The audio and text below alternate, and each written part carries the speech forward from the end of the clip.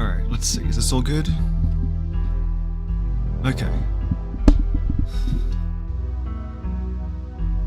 Are you finally... There we go. Okay, I think I should be audible. Let me just check and make sure. Yeah, it looks like good. Alright, can you guys hear me okay?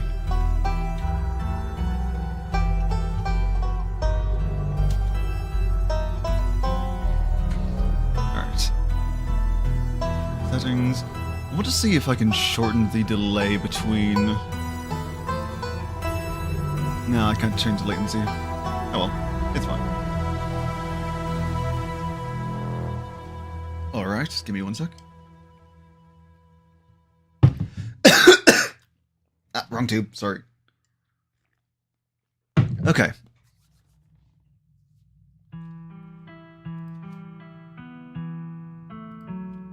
Well, hello everyone. Welcome back to Scarlet Hollow. Hang on.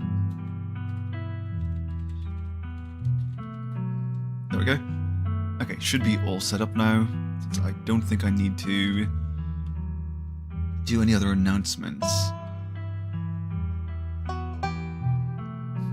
Yeah. Alright, in that case, I won't worry about the latency for now. I'll just try to keep myself slow enough that I can react to you guys fast, in time for things. Also, that's what she said. Okay.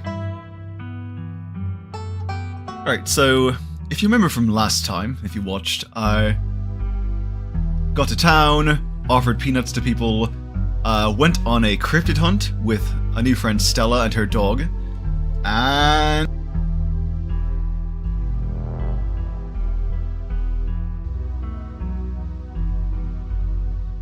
last time.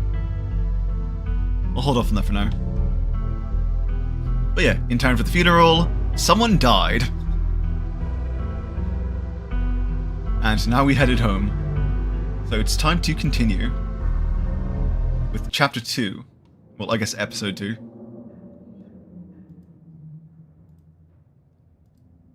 Do you guys need a recap of last time? Yep, old guy died.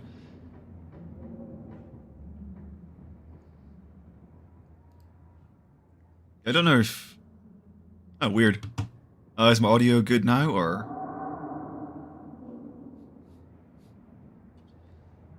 Let's see.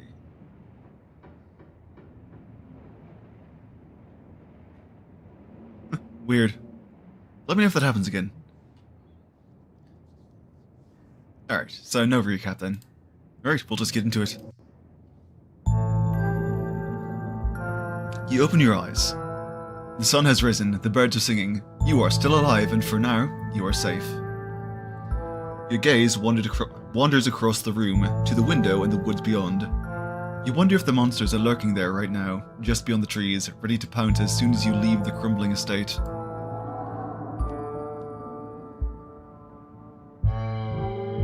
A familiar unease settles into your gut, tangling into a knot of anxiety, wriggling as the events of last night play out in your head.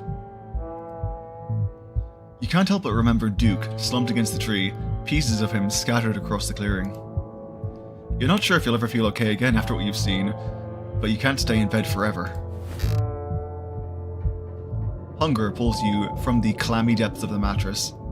That is not a great way to describe a bed, clammy depths. I mean, okay, it's a great way to describe it, but not a great thing to have. Not a great descriptor. I gotta check on Dustin. My son. You open the drawers to check in on Dustin. Oh good, he's still there. Human is back. Good morning, Dustin. How are you today? Dustin feel good. Had productive night. I see you have bread now. Can I have my clothes? I see you have bread now. Yes, Dustin found her bread. Dustin also ate a bug last night. Good night for Dustin.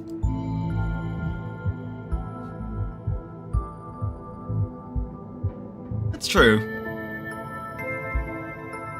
Though I think that would be spelled a different way. It'd be like CALM-Y. Have you met Frou Frou? Monster.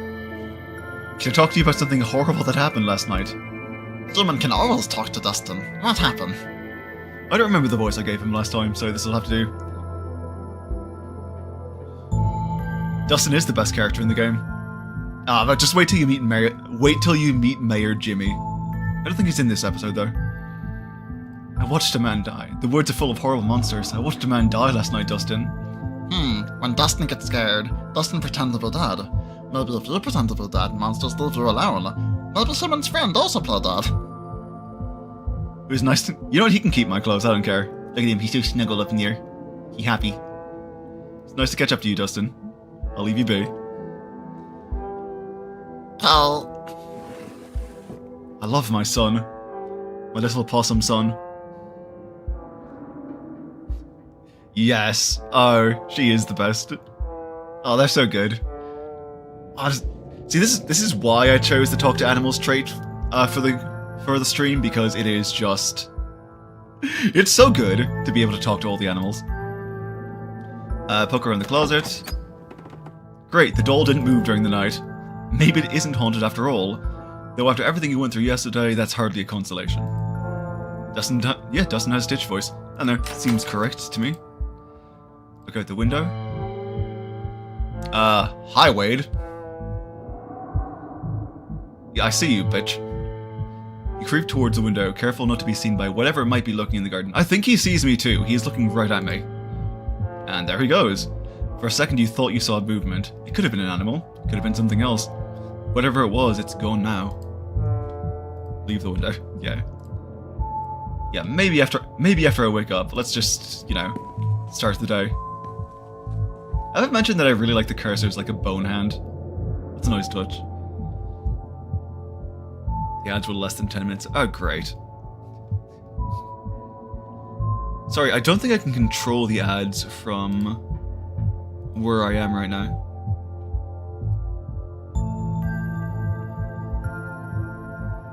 Closed captions.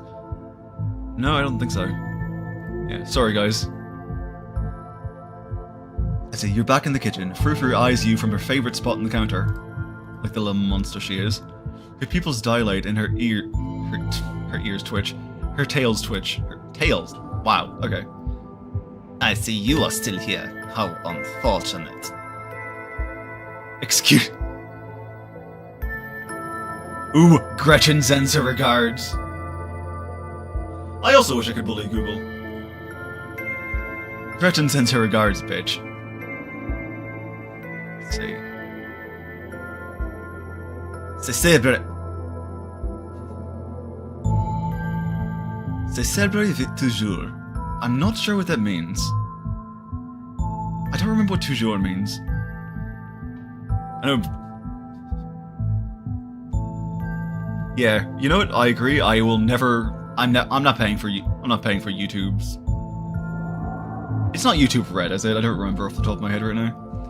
That creature has not yet returned to whatever vile pit of hell it crawled from.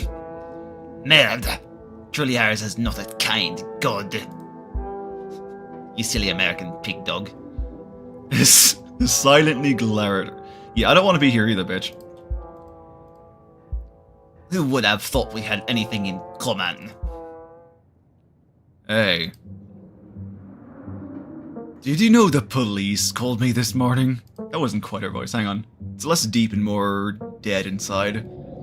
You've only been here one day and you've already had a run-in with the cops.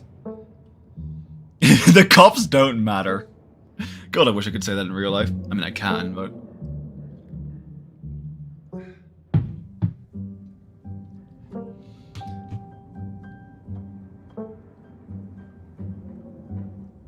I told you I saw someone die last night. So you did. It was late and I was tired and I assumed Stella put you up to a little joke after dragging you into the woods. Anyways, does it really Yes, it does matter. A guy's dead. Some old farmer disappeared after going hunting in the middle of the woods at night. So what? Something like that was bound to happen eventually, and frankly, you're lucky if it didn't happen to you. Still, they had quite a few questions about you, Writin. Of course they did. I'm mysterious and amazing. Before you're asked, don't worry. I told them you're an upstanding citizen. But I'd rather not waste my time talking to cops. It's irritating and this is already a very difficult week. Just don't put anything else on my plate right now, okay?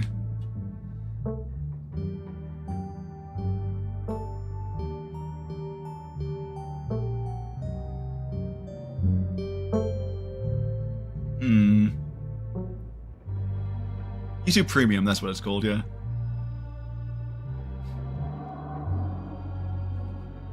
Let's see, there are monsters in the woods we need to leave. I had a really rough night. Can you cut me some slack? A man died right in front of me, and the woods were full of actual monsters. No, some old farmer went missing and that's it. Don't let Stella get you all worked up over this. She has that effect on people. Jeez, bitch. What is your damage? What is up with you and Stella? We just have a history, that's all. I don't need to explain myself to you. Yeah, sure, that face. Oop. I'm sorry. Good. Ah, God, I forgot about the smile.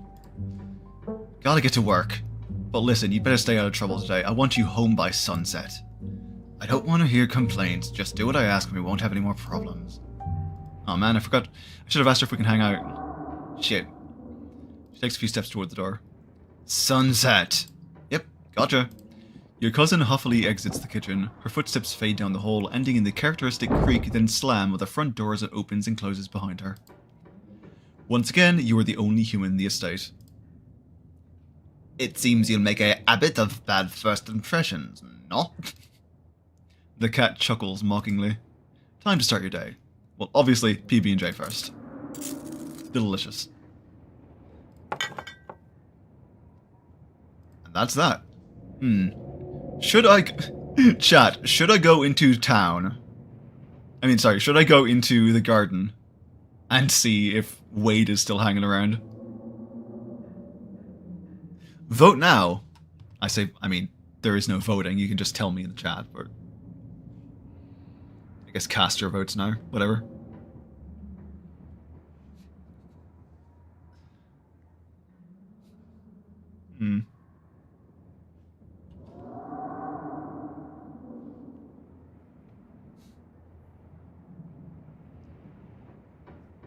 Alright, that's a yes. Your eyes wander to the garden door. As your eyes wander to the garden door, you shudder, remembering a brief glimpse of something you saw from your upstairs window. And the yeses have it. It was probably just a raccoon, but that was not a raccoon. But the uncertainty of what you saw gnaws at you and compels you to investigate, if only to prove it was nothing. At the very least, you don't see anything now.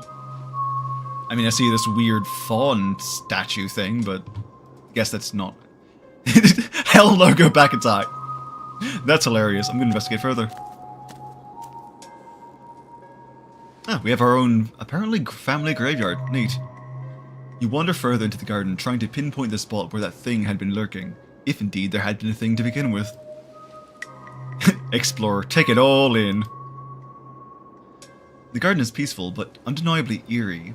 Here, more than anything else, you are surrounded by the ghost of what this place used to be. A greenhouse sits in the midst of the overwhelming greenery, unreachable from years of neglect, its glass clouded and cracked. Statues reach out from within seas of weeds, as if begging to be rescued. Seas of weeds is very awkward to say. And most strikingly, behind a pair of rusted metal gates at the very peak of the mountain, sits a graveyard. You can just make out a few of the headstones, the scarlet name carved deep and proud into their faces. Also, right above it, right there, at the entrance. You notice what a good view someone would have of your window if they stood where you're standing right now. Oh, that's not creepy at all. Check the ground for clues. Alright, gang. You crouch down, pushing aside the greenery to examine the soft earth. Ew. You got stuff on the ground. A boot print, a big boot print, and what looks like some kind of viscera. Your thoughts turn to the spectre from the night before. You snap a quick photo just in case it comes in handy later. Good thinking, me. With that, you head back inside. Time to figure out what to do with the rest of your day. Let's see here. Yeah, no, I'm not going to wait for her to come back. I'm going to town. Tabitha isn't here to stop you now. You head outside, back to the mountain path that leads to town. Look, I'm sorry, cuz, but you're not the boss of me. And also, it's creepy and boring here. The walk back to town is much less pleasant today than it was yesterday, when you didn't yet know that the woods were full of monsters and strange men who knew your name. I think the latter part is actually scarier, if I'm being honest. You stare anxiously into the darkness between the trees now, searching for any signs of movement, but the woods are still, at least for now.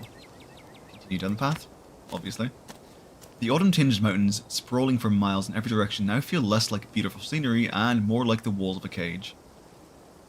Almost back to town. Oh yeah, I want to, before we go further, I want to warn people, this episode doesn't have any gore in it, at least not that I remember, but if you suffer from claustrophobia, you may have a harder time with it, as you do go down into the mines. And it gets quite descriptive. You make it to town in one piece. No creatures jumped out at you, no scary men blocking your path. The sight of other people is comforting, helping you to forget the things you've witnessed, as if they happened to someone else. Oh, hey, Writin. We were just talking about you. I stopped by Sybil's to pick up her new tea blend, and, well... You're the biggest thing to come into town since the coal mine. Folks have been absolutely buzzing about you. You went out with Stella last night, right?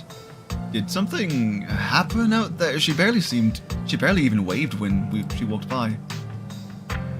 Ooh, Jeez knows him. I'm not going to be mean to them. No, they deserve the truth. You tell Avery everything that happened last night. I have no idea what those things were, but they killed Duke and... Whoa, slow down. Duke is dead? It's true, I'm afraid. That's awful. Has anyone told Bo? Yes, he's taking it as well as you can imagine. I'll be going to check up on him today, the poor lad. I can't believe you had to see that, Writin. Tell you what, I'm on break for the next half hour. How about you swing by the diner? When he can fix you some of Sybil's new blend and try to calm your nerves. It's chaga and lemon balm. It's always helped me on the bad days.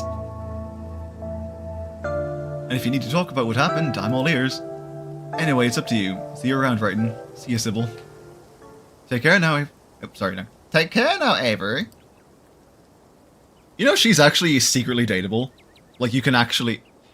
Like, if you have the right mix of traits and make the right choices, you can actually kind of date the old lady.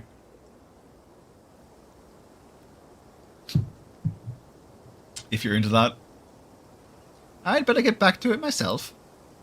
I'm glad I was able to catch you this morning, if only to see how you were holding up. Please don't hesitate to stop by if I can be of any help. We both know there's something horribly wrong about this place. How can you be so calm? Don't mistake my calm demeanor for complacency. We all have our parts to play. I trust that you, Stella, and Kanika have what it takes to get to the bottom of things.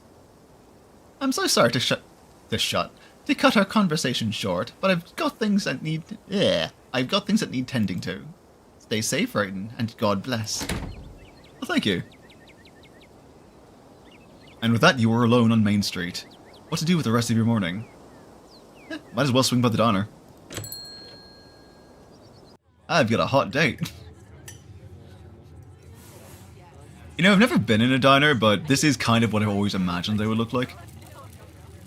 Right down to, like, the sweaty and hairy cook in the back. The diner is a little quiet today, but the air is still heavy with the tantalizing smell of breakfast. And warn the patrons of danger. Yeah, sure, I'm gonna do that. Hey, Avery. You slide into the booth across from Avery.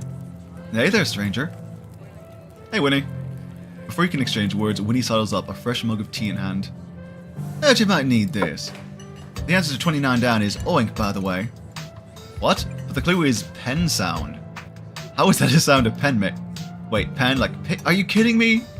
How was I supposed to guess that? I don't know why you even bother with those things. They're just going to frustrate you. It's just something to do to fill the time. But maybe I should switch to Sudoku. Winnie leaves Avery contemplating daily newspaper puzzles, returning to her seat behind the counter. So, thanks for telling me about last night. If you want to really get into the grisly details, you can tell me. I won't judge. I'll try the tea. Take a gentle sip of your tea. Sybil was right. You can already feel it begin to ease some of the strain and tension from last night's events. Whoa, colour me impressed. Not a lot of folks take to chaga so easily. I don't think I've ever had chaga, actually. Don't know what it's like. But what if you don't believe me, Avery? I could tell you about last night, but what if you don't believe me? I'm not here to judge, I'm here to listen. I'll tell them about last night. You share everything. Glad to have someone to talk to about the horrors you witnessed. Wow, that's some heavy stuff. No wonder Stella seemed distant. Monsters in the woods. I might not have lived here long, but I've never heard of anything like that happening around these parts. How exciting. Now that I think about it, I don't think... Oh, she looks like she can't believe the audacity they have either. Just, monsters in the woods, how exciting. Now that I think about it, when the cops came in for their morning coffee, they mentioned something about going into the woods to look for someone. It must have been too. They seemed so disconnected from it. I figured it couldn't be very serious, but... Wow. Let's see... Small town cops not knowing how to do their jobs. Sounds about right. Avery sighs and chuckles. You're not wrong. As someone who didn't grow up here, it was a little jarring to move to a place where the cops literally just sit around drinking coffee all day. It's like a cartoon. The worst they usually have to deal with is property disputes. I'd be surprised if they actually knew what to do in a real emergency. Well hey, so as long as they're not shooting black people, I'm fine with them doing nothing at all. I hadn't begged you for a transplant. Where are you from? I moved here from Charlotte, gosh, 3 years ago now? Maybe a little more, I've lost track. Aunt Winnie offered me a place to stay and a job, and who was I to pass on that sort of generosity? To be honest, it still feels like I just moved in. Practically everyone apart from the Cole folks grew up in this town, so it's like I'm the perpetual new kid. Now that's gotta be weird. Don't get me wrong, folks here are plenty polite and friendly, but there's a shared history I'll never be a part of. You regret moving here? I don't think I'd have made the choice. I don't think I had the choice to have second thoughts. I'm not going anywhere without Aunt Winnie, and there's no way she's leaving this place. So when did you leave Charlotte anyway? That's cool. I was having some issues with my folks about my education, which wasn't great, especially since I was still stuck under the roof. When my aunt heard about it, she offered me a job and a place to stay, and the rest is history. Sorry, one sec.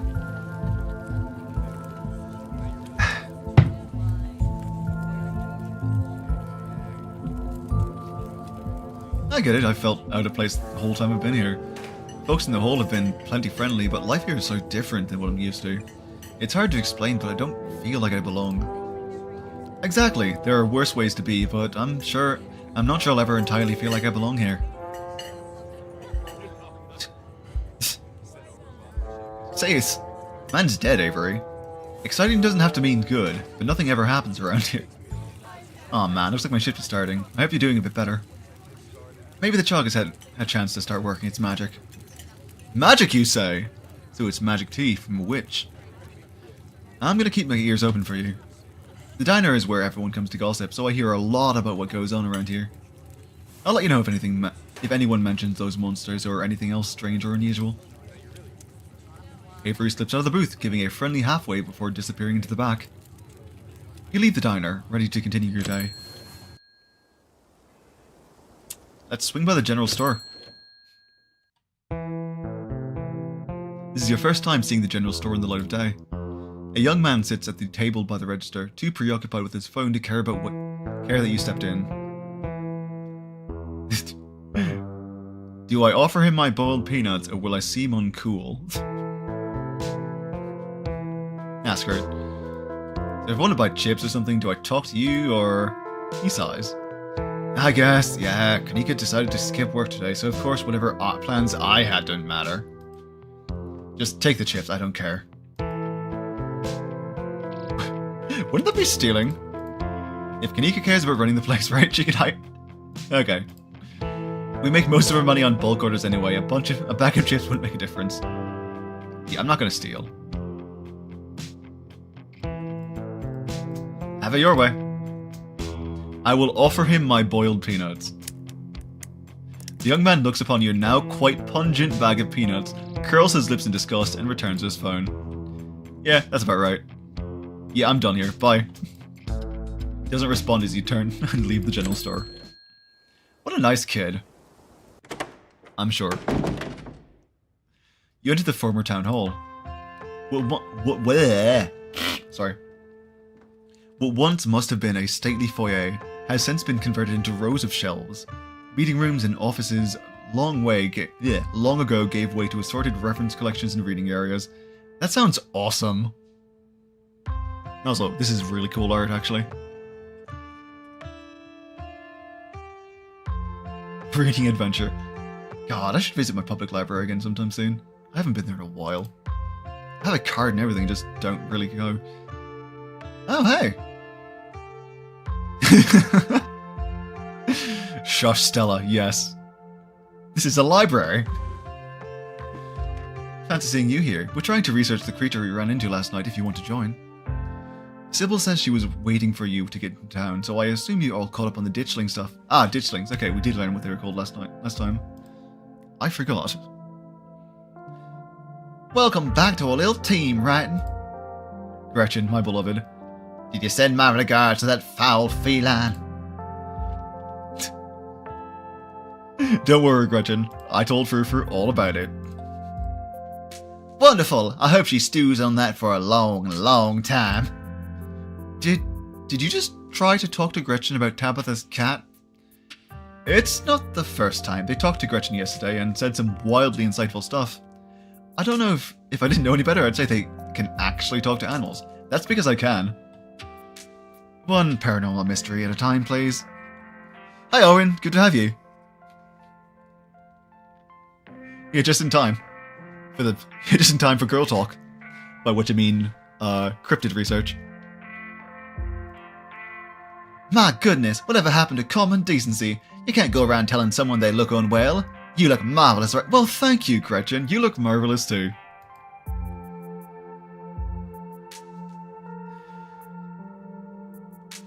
Snitch on the guy from the... Nah, I'm not gonna snitch.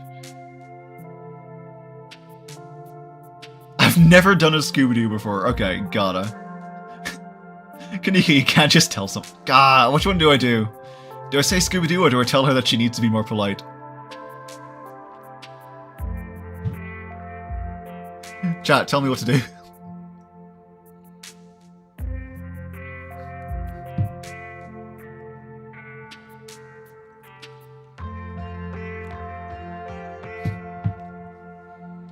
God, the art style in this game is so fucking charming. Alright, that's one vote for Scoob.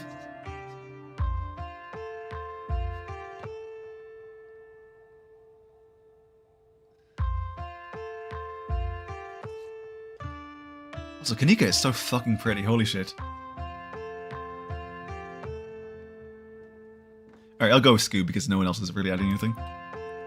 I'm still amped up on adrenaline, actually. I've never done a Scooby-Doo before.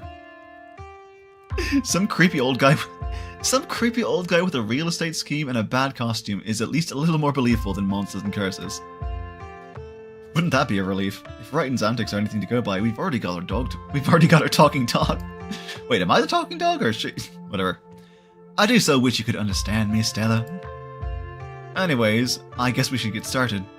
Before you dig in, you remember the boot print you found in the garden? Yeah, obviously I'm gonna share it. Hey, before we dig in, I found something in the garden this morning. You hold up your phone and show Kanika and Stella the photo you took in the garden. These prints were in the bushes with a clear line of sight to my window. Dang, that's creepy. Are you okay? What is that liquid around it? It looks like pus. Ah, God. Not pus. That's the worst liquid it could be. Yeah, I can't say I'm thrilled. I'll say it's Wayne. Do you think it's Wayne? Of course his name is Wayne. Why do I call him Wade?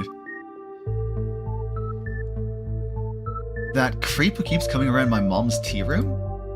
He snuck up on us last night and called out Writin by name, and those boot prints match up with the mining get up. I'm glad the two of you have me there to protect. Gretchen, I always feel safer when you're around. Whoa, apparently I missed a lot last night, huh? Hey, you need your beauty sleep, it's fine. I wonder if there's any connection between the guy and what happened in the woods last night. Like what?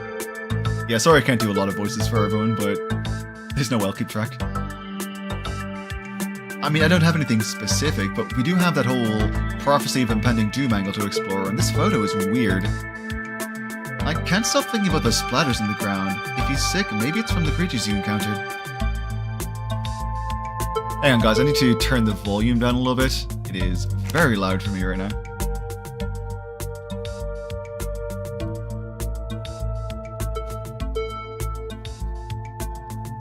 Hey there, strangers. And literal stranger. Yes.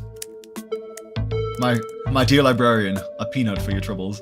You offer him as a gesture of friendship and good faith. I don't know what to say. Is this a gift? I'm allergic to peanuts. Not serious allergic, but they give me a rash. Hey Oscar, this is Writin. You know, Tabby's cousin. Oh, I should have known you were Scarlet. You... Scarlet, what? Scarlet, you look so much like Vivian. Not that I knew her very well. I was still a little kid when she left. Okay, actually, what's really funny about this game is that everyone notes that you do have that Scarlet look, which from what I understand is like sunken eyes and hollow cheekbones. So you just look creepy in this game. Or you at least look predisposed to being creepy. But that Scarlet resemblance, it's wow, thanks dude. I'm Oscar Gutierrez, Chief Librarian, and only librarian. Oscar's amazing, he practically built this library from scratch. Yeah, I'm a little jealous of what the kids around here get to grow up with. They don't know how good they have it. Back when I was in elementary school, all the library had was a couple of shelves of boring books donated by old people. Now that's a struggle, Kanika. Y'all are too kind, but speaking of kids, have either of you seen Rosalina around town? I don't want to be a helicopter dad, but she hasn't been answering my texts, and I wanted to make sure she isn't getting into trouble out here. You know the crowd she hangs out with. They're good kids at heart. I'm sure they're just up at the old Maxwell place doing teen stuff. I went up there plenty of times in my day, but be sure to keep my eyes peeled. What's the old Maxwell place anyway? It's this great old abandoned spot, and it's practically a magnet for young people. Even honors students aren't free for its call. I can't... You're not wrong, Felby, and I'm pretty sure he's also a dateable option. I'd have to check because I know there are... I know Kanika, Stella... Let's see, Kanika, Stella, Avery... I'm pretty sure Oscar is dateable. Sybil is technically... Sybil is like a secret dateable thing, you need the right traits for it. Wayne is actually dateable too, technically speaking. A couple other characters too that have not been introduced yet though. But yeah, he does kind of have daddy energy, doesn't he? I can't believe he used to be so reckless. The floors were kind of like Swiss cheese. He does look proper, doesn't he? He's got that sexy librarian look. And the very important non-sexy bow tie. To let you know he's a dork. I should really have a talk with Rosalina when she gets home. I'm sure she's fine. Well, I don't like the thoughts of the teens getting up to mischief with all the ditchlings in the woods. Ditchlings? That's actually why we came in here today. Have you ever heard of them? Apparently seeing one's supposed to mean a disaster's around the corner. Doesn't ring a bell. I'm sure Mother will insist on her betrothal. As she should. You're of marriageable age. It is time that you did the family proud. Dang, what a shot. Okay, if you were, say, trying to predict a horrible disaster that might befall our town, where would you start looking? Well, they say history repeats itself, so I'd probably try and figure out what sort of disasters this region typically falls prey to. Should I be worried about something? Probably. I don't know yet. I'll be right back. I'm gonna go nab some more books. Behave while I'm gone, Gretchen. Oh, you don't have to worry about her, Stella. You're such a good dog, aren't you, Gretchen? See, he likes Gretchen. That means he's a good guy. Here, have a biscuit, old gal. Well, ain't you the sweetest thing on two legs? Nope. Oh, it is not what I meant to do. Look at her going to town in that thing. She's so happy. Gretchen inhales the salted biscuit, drool leaking from her toothless mouth as she swallows it whole. I'm pretty sure Stella's barking up the wrong tree, Oscar. I don't think you have to worry about any horrible calamity befalling the town. But she's right about the weird stuff. There's definitely something unusual going on out in the woods. Mystical. I feel like I should just do the mystical every time because it's so fun to be creepy in that ominous way. Usually being ominously creepy is reserved for NPCs. This lets me live that life. Do you really not feel where all this is going? The moment their whispers made their way to me, it's like everything started to click into place. A reckoning is coming for this town. I'm gonna try calling her. Oh no, I spooked the dad. I'm sure she's fine, really. Just no. Don't mind Writin. They've been hanging out with Stella too long.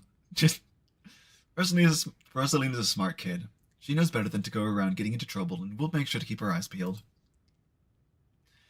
Writin, if you see a 13-year-old girl with a black braid and glasses, would you let her know that her dad is... Oop, wrong voice. Don't worry about her. Oscar anxiously wanders off, phone in hand. I wish to be ominous and... See, it's so fun. What's the point in having magic powers if you can't be ominous and creepy? Got him. Just grabbed a whole mess of local history books. Stella sets a massive pile of books on the table and pulls up a chair. Alright. This is going to be so much faster with the two of you here to help out. Got our snacks, got our books. Let's get this research party started. Reading awaits. Let's see. Reading is for suckers.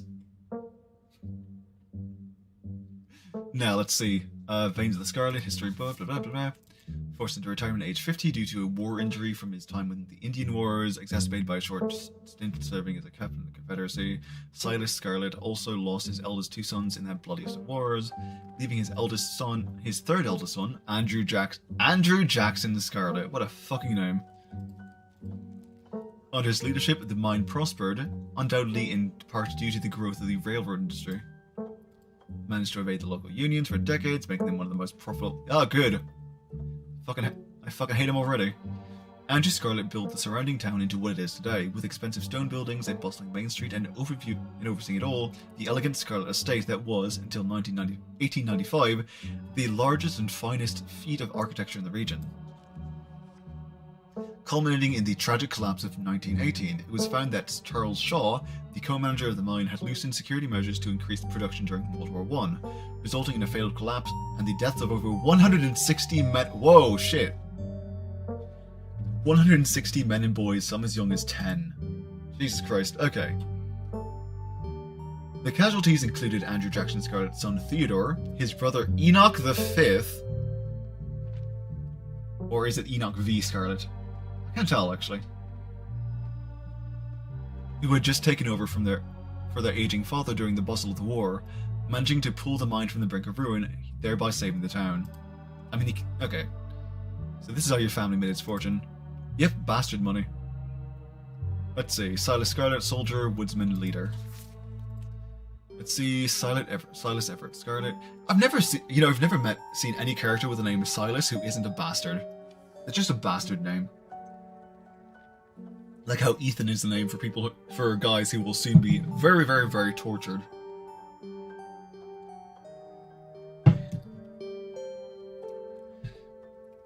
I should have named my character Ethan, considering everything we go through in this fucking game. Silas Everett Scarlet was born to Colonel Everett J. Scarlet in 1818, one of 12 siblings, grew up in the eastern North Carolina during the time of blah blah blah blah, boring history. Quickly rose to the ranks, better father's connections, bloody. Federal government granted the now Captain Silas a tract of bounty land in exchange for service in the Indian War, blah blah blah blah blah. 8 children. Ethan is a peggable name. Any name is peggable if you're determined enough. Logging business brought many. He saved what he could and brought the surrounding hillside. That's the resources. Coal mine. Okay, more boring history. Oh, sweet. Appalachian folk monsters. Wampus cat, Tommy knockers, and Tailipo. You know, I'm going to be honest, I kind of thought that Tommy knockers was just something that Stephen King made up.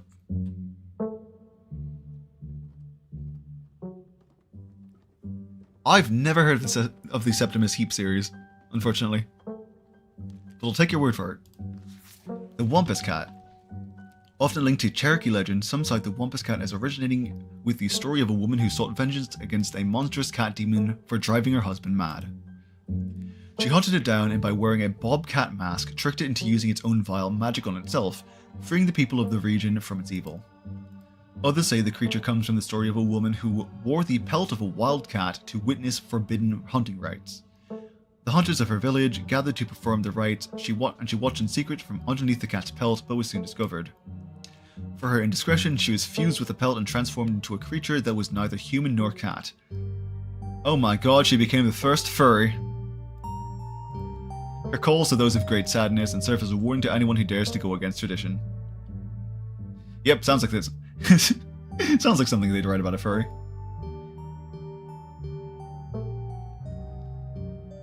Huh. Septimus Heap series, huh? I might look into that. No promises. See, Tommy knockers, enigmatic cave-dwelling creatures primarily known for causing mischief. That's a great pic. That's a great drawing. Tommyknockers originated in Cornish mythology, spreading to the United States, where Cornish immigrants began working in Appalachian mines. The name for the knocking that can be heard from seemingly within the walls before a cave-in. Jealousy. Yeah, you would say that, you fucking furry. According to some, the knocking serves as a benevolent warning. Others believe that the creatures take stolen hammers to the supports of mines and collapse them in on whoever is unfortunate enough to still be inside. That is a very different take on them. They are traditionally thought to be impish, leprechaun-like beings, but some claim they are the spirits of dead miners, forever cursed to haunt their final resting place. And the Tailipo. There was a hunter who lived in a tiny cabin in the middle of the woods, all alone with his hunting dog. One night, after a particularly bad week of hunting, both of their stomachs empty, the hunter spied something out of the corner of his eye. Some small creature had gotten into the cabin, through a hole, and before he could even figure out what it was, he'd drawn his gun and fired at the thing, his hunger guiding his actions. That is horrible. I mean, it looks horrible, sorry. But it was quick and ran back through its hidey hole and out of sight, leaving only its long black tail shut off by the hunter's rifle. Guess this'll have to do, he said to his dog, and threw the tail in the pot to cook a soup. He and his dog ate well that night, and the tail filling them both up. The hunter crawled into bed, satisfied, and his dog curled up at his feet. He woke up to the sound of long nails scrabbling across wood. His dog was nowhere in sight, only a rumpled spot in the covers where he'd been, and in the gloom he saw two big yellow eyes staring right at him. I'll want my telepower, a high, hoarse voice croaked from the darkness. Go away! He screamed at the thing. But it stepped closer to him, still shrouded in darkness, the sound of long claws dragging across hard wood accompanying its movements. I'll want my telepower, the creature growled again. I'll get my dog after you, the hunter squeaked, his voice catching in his throat with fear. But there was no dog to be seen. I want my telepower. Before the hunter could so much as scream, the creature leapt from the darkness. Long claws stretched out towards the hunter. One sec.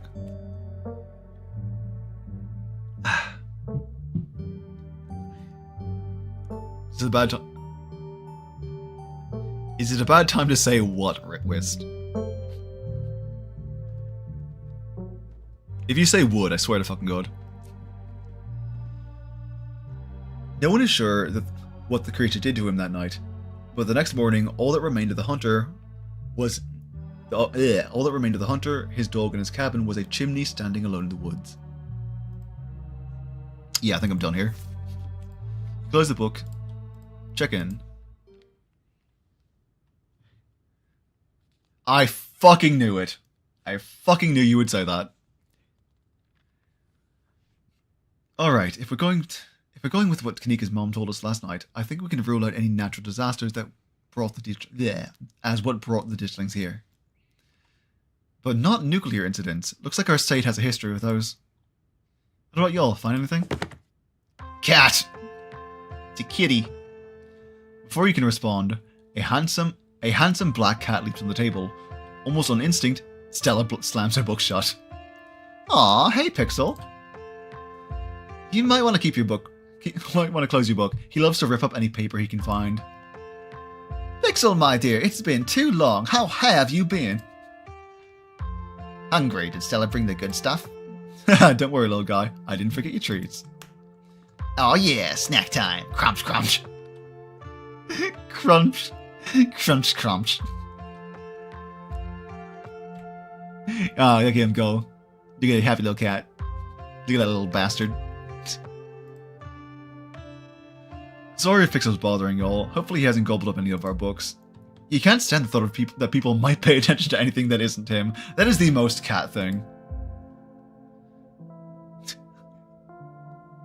He is so cute. Look at him. Hey Pixel, what do you think about the monsters we saw in the woods? I'm an indoor cat. I don't know nothing about no woods. I just hang out in the library. Especially now that our house got haunted. Pixel says your house is haunted. What's up with that? Haunted. Wait, Pixel said that? Yeah, it is a great cat name, isn't it? So is it true then? Yes, at least I think it is. There isn't any other explanation. Writin is either psychic or they can talk to animals. It's a long story. It's a little of both, really. No comment.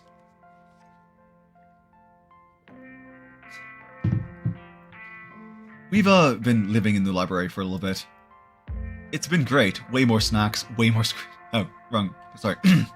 It's been great. Way more snacks, way more scritches. Except sometimes there's too much scritches. Oh my god, his little angry face. Look at him. God, that is one of the most cats I've ever seen in my life. Hold up, what kind of haunting are we talking about here? Unexplained noises? Objects appearing in strange and unfamiliar places? Aw, Oscar, don't get our hopes up like that. Nothing like that. Sorry. The floor in Rosalina's bedroom keeps seeping blood and I've seen strange figures in the hallway a couple of times. Yeah, that seems a little more serious, my dude. What, you've seen a full body apparition? Can I see it? Stella, how many times have you gone on ghost hunts and been tricked by shadows? You know what it's going to be. But what if it's an actual ghost? I believe him. I believe him. I can practically feel the haunting as we speak. Yes, it's in Gretchen's eyes. Look at those things. Well, we do live in an annex. We do live in the annex behind the building. Y'all are more than welcome to check it out. Maybe tomorrow night? Yes, we'll be there. Yeah, that sounds like fun. Sounds like a fun way to spend the evening. Can't wait to get spooked by some creaky floorboards. Why do you let the paper shredder freely wander a library? Why don't you mind your own business? Oh no, I got in his bad side. His bad side. God, Pixel is just the most cat. I love him. I should just like screenshot this face to save as a reaction to things. Let's see. Have you seen this little guy's? Yes, I have, actually. I'm looking at it right now. I don't know. How do you say no to this face? I'll just leave him be. Cat curls up on the table fast. Oh my god, look at him. Look, he's loafing. He just fully retracts. Oh, I love cats. Like owning them, they're such bastards when you own them, but like they are so cute. Any luck with Rosalina? Not yet. I knew a teen would be a handful, but I didn't think it'd happen overnight. I'll probably head out once you're all done and check in on her usual haunts. Let's see. What's that you were saying about nuclear incidents? You were talking about that Goldsboro thing, right? Yeah, apparently in the 60s, a B-52 carrying a live warhead broke up mid-air and dropped a couple of bombs. Fascinating bit of history there. The first of the two bombs landed right after its parachute got caught in a tree. Thankfully it didn't go off. At the time, the government claimed that the bomb was unarmed, but later came out that the only thing that prevented... Oh, wow, okay. That's... Wow, okay. And 60 years later, the second bomb hasn't been recovered. Oh god, okay. Right, it's a conventional explosive disintegrated in midair. It's conventional explosive... But most of the nuclear material was made unrecoverable by flooding. If I remember correctly, they just buried it and sealed it up. Oh, that's terrible. Oh, I'm sorry, did you say they buried it? You all need something dug up? Because if so, I'm your gal. I don't think disarming nuclear bombs is part of our skill set. Absolutely not. Also, Goldsboro is almost 400 miles from here. I think we're good. I'm just saying, you never know with radiation. And she's not wrong, actually. We actually know quite a bit. It just melts you, it doesn't make monsters. And a 60-year-old bomb isn't going to explode on its own hundreds of miles away and kill us here. Also not wrong. You never know, there could always be a whole underground society of bomb-worshipping mutants just waiting to blow it up. Is that a Fallout reference? That feels like a Fallout reference. I've missed this. Whisper, do you think there's a cult here?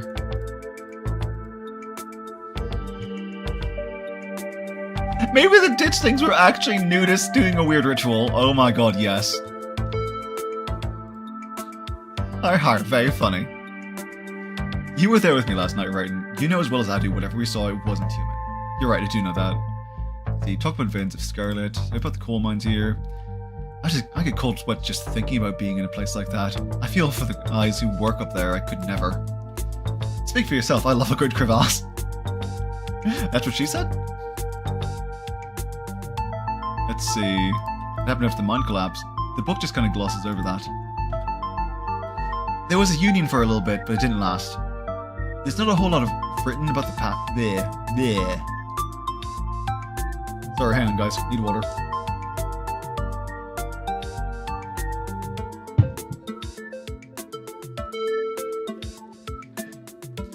Yeah, the Scarlet Mine isn't exactly the most ethically run business. I'm sure Tabby runs the mines better than Charles Shaw did. Still hasn't let the union in, though. There's a reason she and I don't talk. Ah, Kanika, the most based. A union-busting mine collapsed with poor working conditions. Color me shocked. Yeah, it's pretty awful. That's what that sculpture out front is for, commemorating all the men and children who died that day. Every kid in Scarlet Hollow learns about the collapse of 1918. Our teachers love to emphasize how many children they had working down there, probably to try and show us how good we have it or whatever. Low bar, if you ask me. That is a very low bar. Subterraneanly. That is not a real word. You know, that could be what the ditchlings were warning us about. Another collapse. Writing it down for the list of potential disasters. Stella, that's morbid. Besides, it was all Charles Shaw's fault. The labour market is way more strict now. There's no way he could get away with that kind of safety cutbacks he pulled.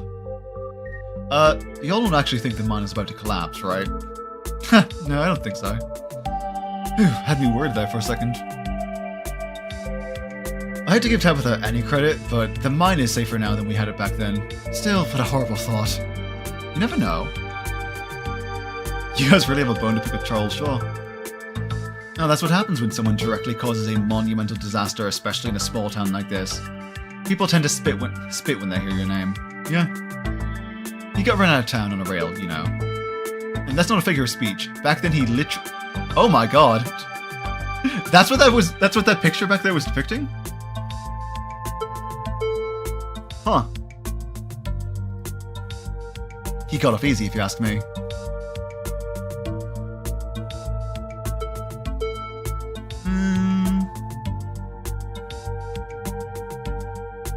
Maybe the ditchlings are coming from the mines. Oh, that is true, Whist, actually.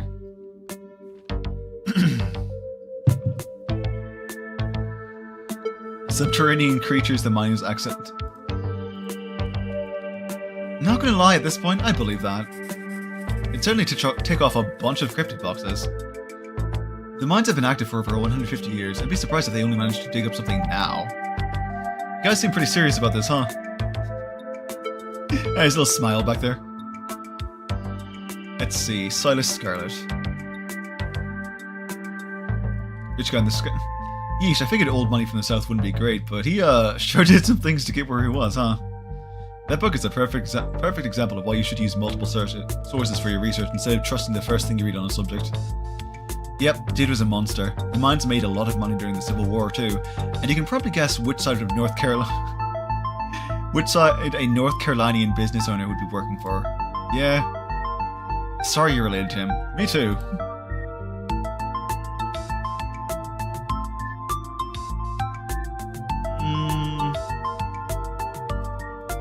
Retribution, maybe. That seems tenuous. Assuming Kanika's mom is right, they're here for as an omen, not because they're doing something themselves. And I think we know how I feel on the matter. Appalachian folk monsters. Wampus cats sound like they could be mountain lions. Voice like a woman crying out somewhere between person and cat-sized. Definitely, they are 100% mountain lions. Kanika, you know there are no mountain lions up here. I thought you were supposed to be a skeptic. Oh, Stella, one day these days you'll trust us. Yeah, Stella, listen to your dog. But the myths are old, right? Mountain lions didn't go extinct in the Appalachians that long ago. Those legends just hadn't died off yet. Almost every cryptid can be tracked down to either a hoax or someone getting confused about a perfectly normal animal, sometimes both. Bigfoot, for instance, started as a prank, then folks saw bears walking around on their hind legs and got freaked out, and now here we are. I mean, if you want to kill the fun, yeah. You'll eat those words when I get the first clear footage of a Bigfoot. Yeah, okay. If you manage that, I will print out a piece of paper that says Bigfoot isn't real and literally eat it, I promise. I would love to see that. I'm holding you to it. Ah. The ditchlings are Tommy knockers. Good thought, but Tommy knockers live in mines. That's like their whole thing. I'm gonna write it down though. Are they? Or are they the sound of mysterious creatures pounding on the rocks and support beams with hammers to cause a collapse? Checkmate, atheist. There's simply no way to know. My mom used to tell me that Taily Pole story. I've forgotten about it. Can't believe it scared me so bad I didn't eat soup for years. I thought a monster might try and dig it out of my stomach if I did. I love that one. There's this old chimney in the woods that I used to think was the chimney from the Taily Pole. The one that was left over. The one that was left after the thing did whatever it did. Now I know it's just because chimneys don't burn down and wooden houses do. That doesn't mean it's not the chimney from the Taily Pole. I've camped out there a couple times and it's been some pretty spooky stuff. Yeah, I watched that video. You saw raccoons. You're gonna get rabies one of these days chasing after wildlife like that. What can I say? I like to live on the edge. Let's move on. How do you think Wayne factors in? I honestly wouldn't be shocked. There's something seriously wrong with him. Like, I can viscerally feel it in my guts. Maybe he's sick. Maybe that has something to do with what you saw in the woods. I don't know. I'd buy it. I think we should check out the mines, honestly. Between Wayne and the old collapse, and the fact that the whole town's practically been built around them, it seems like the smartest place to start. Good idea. There's an awful lot of mines-related stuff in my notes. We can poke around to find out if anyone's seen anything weird. Just to clarify, you two are suggesting we go to question some of the miners, right? We are not poking around unprepared in the actual mines, right? Telling silence. Right? Yeah, totally, 100%, I would never. We don't even have a good reason to go down there. Good, let's keep it that way. You know how I feel about mines. I promise, Neeks, we're just going to question some of the miners. And if that questioning gives us a good reason to poke around, say, a cool abandoned mine, we'll cross that bridge when we come to it. You can cross that bridge when we come to it. I'm not going underground. I'm just messing with you, we'll stick to the surface. You can tell they're friends. Yeah, and hopefully we can find out what happened to Wayne while we're at it. Hey, maybe Tabitha can help us out. No, I don't think she'd be super jazzed to see any of us snooping around the mines. I can't imagine what she'd do if we actually bothered her while she's trying to run the place. She does get a little grumpy while she's at work. I feel like that... yeah, grumpier. I was going to say, I feel like she's never not grumpy. Pretty sure pissed is that girl's baseline level of existence. Chatting over dinner might be a better way to get to know her. If you're okay eating box mac and cheese. Okay, so it's well known that that's basically all she eats. Apparently. We can sneak around the mines, no problem. She won't even know we were there. Look at us, going on a caper together. I missed this. I miss it too. Though, there is something missing. Reese. I really miss that dude. I can't believe how long it's been. Have you seen him lately? Nope, I've tried to plan stuff, but he's been too sick. Hang on, water. I didn't realize it was getting so bad, that poor guy. You know, we could just pop over and surprise him. He seemed excited to meet Writin. Maybe we'll finally get him to leave his little cave. Hell yeah, let's do it. See ya, Oscar. We'll let you know if we run into Rosalina. Thanks, guys. I'll keep you all posted. Okay, I am going to take a quick second. I need to go refill my warm water and run to the bathroom. So I will be back in just a moment, you guys. That man is caked up, yeah. Yeah, so give me 2 minutes and I'll be right back.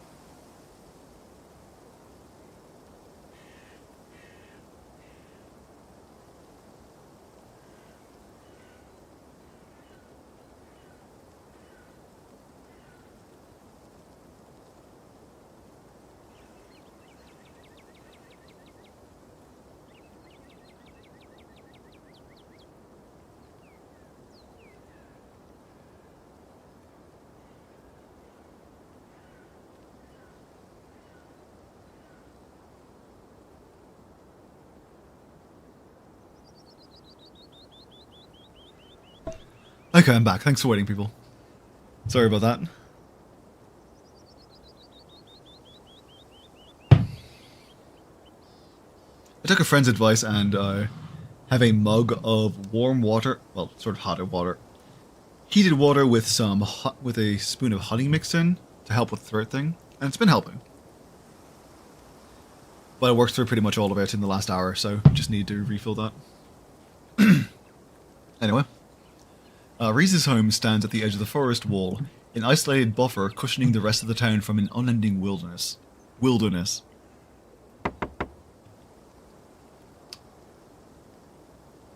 It's been 84 years. Yes, I know, I took so long. I'm sorry. I know a lot of streamers have, like, things to put up in, while they step away, but I did not think to, actually do that while I was gone, so try to remember that for next time. Reese, it's Stella. I brought some buddies too. Shh, not so loud, he's sleeping. Can I help you with something? Ah, yes.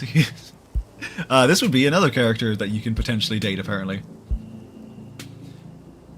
So Reese and his mom are both characters that you can date if you want, if you do the right stuff. And they only added his mom because so many people were so thirsty over her, which is very funny. Black Tabby games are amazing.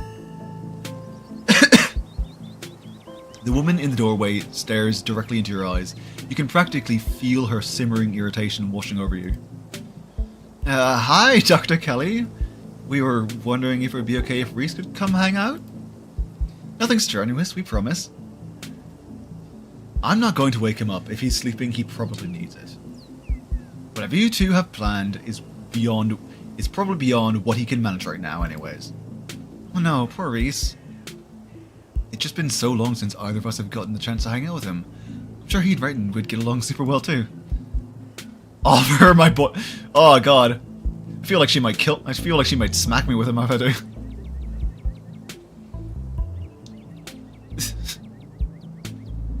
Hi, I'm Writin. Vivian's kid? I know who you are. The way she avoids looking at you as she speaks makes you feel like you've done something wrong, even though you're pretty sure you've done nothing at all. Reese's mom turns back into the house sighing. Sorry, I know it was a little rude. If you want to hang out with Reese, you just want to hang out with Reese, and he misses both of you too. He's usually feeling his best around mid-afternoon. Why don't you come over tomorrow, we can have some supper and y'all can hang out for a bit. I can't promise he'll be perky, but I'm sure it'll brighten his spirit to see you two again. And I suppose you can come too, Writin. Aw, thanks, Mom.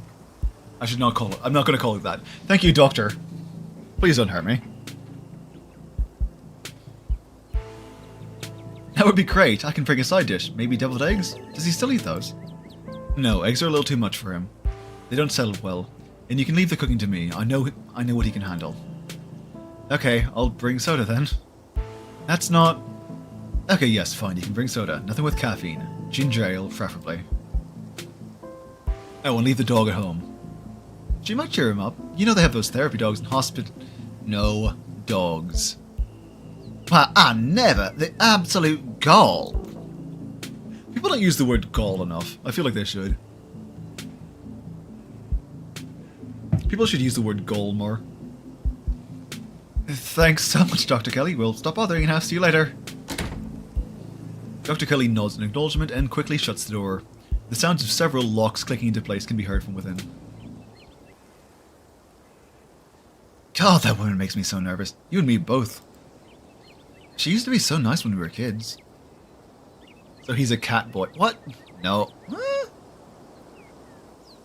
You know what? When you see him, you can tell me. I always had the best stickers when we get our shots. Maybe she's just stressed about Reese. Or maybe she's just nice to kids. Either way, I guess it's just the three of us. You gonna drive? Yeah, sorry, I don't like the thought of going up there without the van. Cool, I'll take my shortcut then. It shouldn't take long for me to get there. You're welcome to tag along, Writin. Don't worry, I won't be offended if you'd rather ride with Kanika. I'm sure you're probably sick of the woods. Either way works for me. Okay, Stella, what is really up with you? Don't worry about Writin. There's a lot of junk in my van. It gets a little tight with more than 2 people. You know what? I'll walk with Stella. I'll meet you there. Ah, look at Gretchen sniffing around. Well, good girl.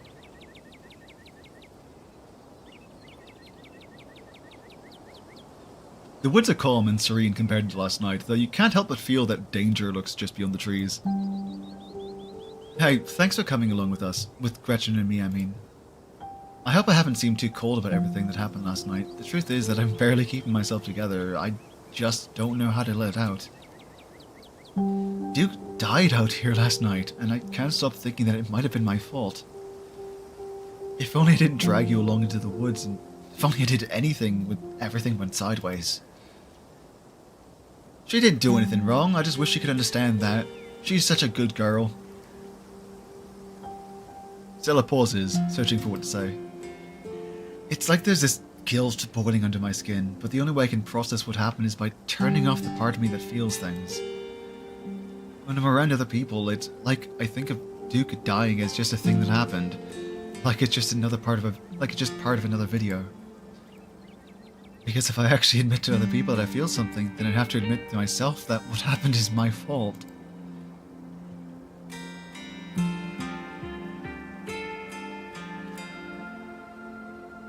Yeah, it's not your fault. It's Gretchen's fault. No, I'm not going to say that. It's nobody's fault.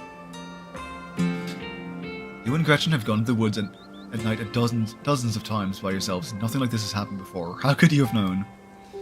Thanks, Writin. I think I need to hear that.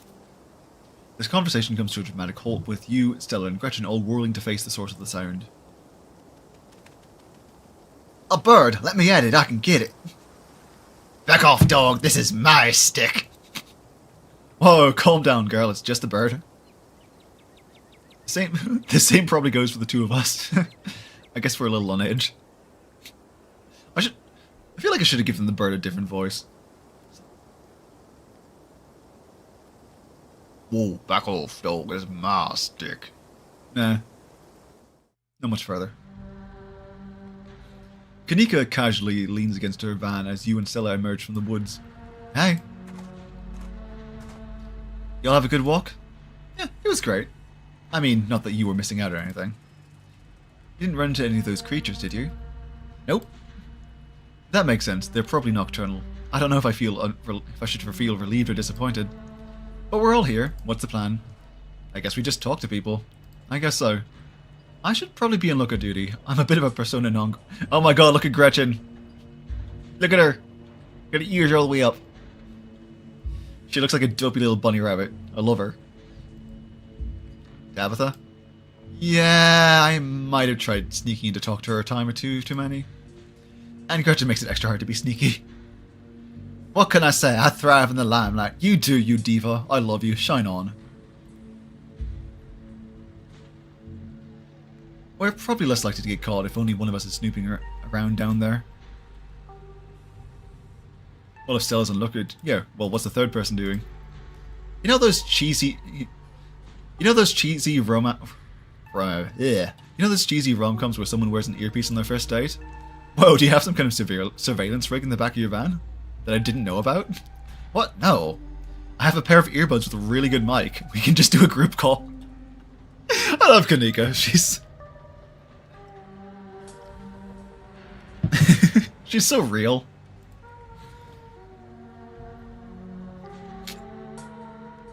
I think I'll need my number if you want to do the group call, though. Yeah, that would be important, wouldn't it? Huh, I could have sworn we swapped numbers at some point. Weird.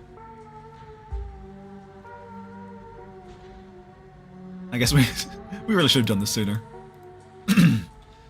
You quietly swap contact info with Stella. With Stella and Kaneka. Stella and Kanika. You're good, Kanika. I've got this. You'll do great. Kanika hands you a pair of earbuds.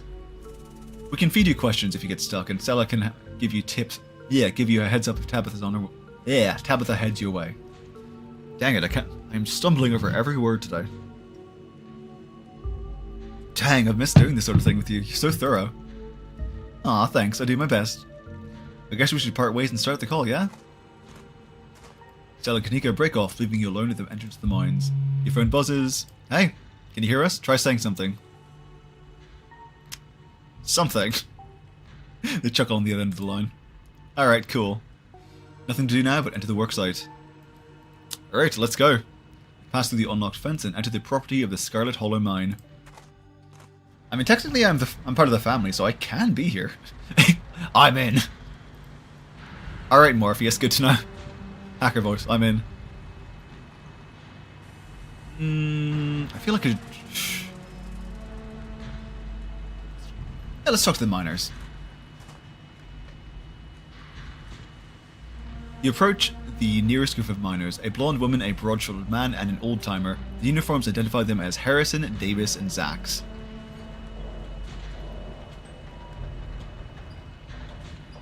Ah, okay. You got a reason to be bothering us? Do you know anything about a guy named Wayne? Yeah, we know him. He was always such a cut-up. Miss that dude. Well, what happened to him? The miners shift for a moment, uncomfortably glancing at one another. Isn't that the guy y'all said was, He's gone, that's all that matters. Alright, I guess so. See anything weird lately? The miners look you up and down. Weird how? Okay, not me weird, like... other weird. I guess weird noises coming from the woods? Not a peep. We're underground most of the day, though. You know, I heard that something unusual the other night. I thought it might have been an owl or something, but it didn't sound right.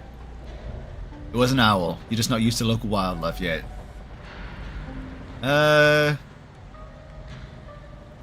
Weird animals? Talking to the townie. The boss gave the lifetime ban to... Wait, are they talking about... Yeah, she's like a Bigfoot YouTuber or something. Her videos are actually really good. Aw, you got a fan. Yep, that's me alright. And aw, that's so sweet. I wonder how people like talk about me as a YouTuber. If they're like, yeah, it's that one gay YouTuber. Their videos are okay. But you know, now that I think about it, it's pretty weird. I haven't seen any animals at all lately. Used to be I'd see all sorts of critters. Now it's mostly birds. It's your first year up here, ain't it? Just not used to the seasons changing. All the animals are hibernating, that's all. Oh no, she's got a point. I've been up here 5 years now and it's never been like this before. Ah, maybe it's that global warming then. I think they're calling it climate change now. Any knocking in the mines? Can't barely hear nothing when the machines are down there. He's right, it's loud as shit. It does sound like knocking though, the way the machines pound through the rock. Not sure if that's what you're talking about. You're not asking about them Tommy knockers, are you? Tommy what nows? Tommy knockers, they're like an old Welsh myth. Little guys live in mines and knock on the walls before they collapse. Huh, nothing like that around here. People getting sick? Nothing like that. I feel fit as an ox. We have good working conditions at the mine, and our health is wholly looked after. I don't believe you, but okay. So I met this guy. Oh yeah, the bus. Oh, can I talk about the bus guy? Wore a beanie and a shirt that said, "I like to." Yeah, he said he had some friends working at the mines up here. Does this have anything to do? No, probably not. A lot of people wear beanies. He gave me the boiled peanuts. Do you want any? Oh no, is that where you got those things? Yes, Stella, it is. I got it from a random weirdo on a bus. You are not. You have unlocked my lore. Oh god, they're at least a day old at this point. No thanks. What do you think of Tabitha? She works hard. She's a good boss. Who's asking? Yeah, you know what? I'll just show myself out. Thanks, guys. Let's see. You know what? I'll just head to my cousin now. I don't think I want to waste too much time with these people. Before you can reach Tabitha's office, you're struck by an intense feeling. You recognize the hollow terror as the same thing you felt the last night. Same thing you felt last night when you set eyes on that awful man in the miner's jacket. Jesus, dude. You shouldn't have come here. It's dangerous. What are you? Flesh and blood. I don't have to be I don't have to be afraid of you, dude. You're like a walking corpse. Of course I'm afraid of you. I am the only person in town who truly cares about your safety, don't forget that. Sure, dude. Even if it's already too late to stop what's going to happen. Please stop following me. What's going to happen? Okay. Thanks, I guess. Oh, and he makes static happen. Wonderful. Wayne, you got the jump on me. I thought I saw you talking to someone down there. You okay? Whatever he is, I don't think he's human. I hate to say it, but with how the call went static, what if he's a ghost? Like an actual ghost? I don't know, what if he's a cat boy? He's creepy. You hate to say it, Stella, I don't think anything would make you happier than Wayne being a ghost. Also, ghosts aren't real. Hey now, just because I want ghosts to be real doesn't mean I want this ghost harassing... Aw, thanks, friend. He said some real ominous shit to me. I'm the only person who... You know, as a general rule of thumb, you never want to trust anyone who says that they are the only one who cares about you, or the only one who can complete you, or anything like that.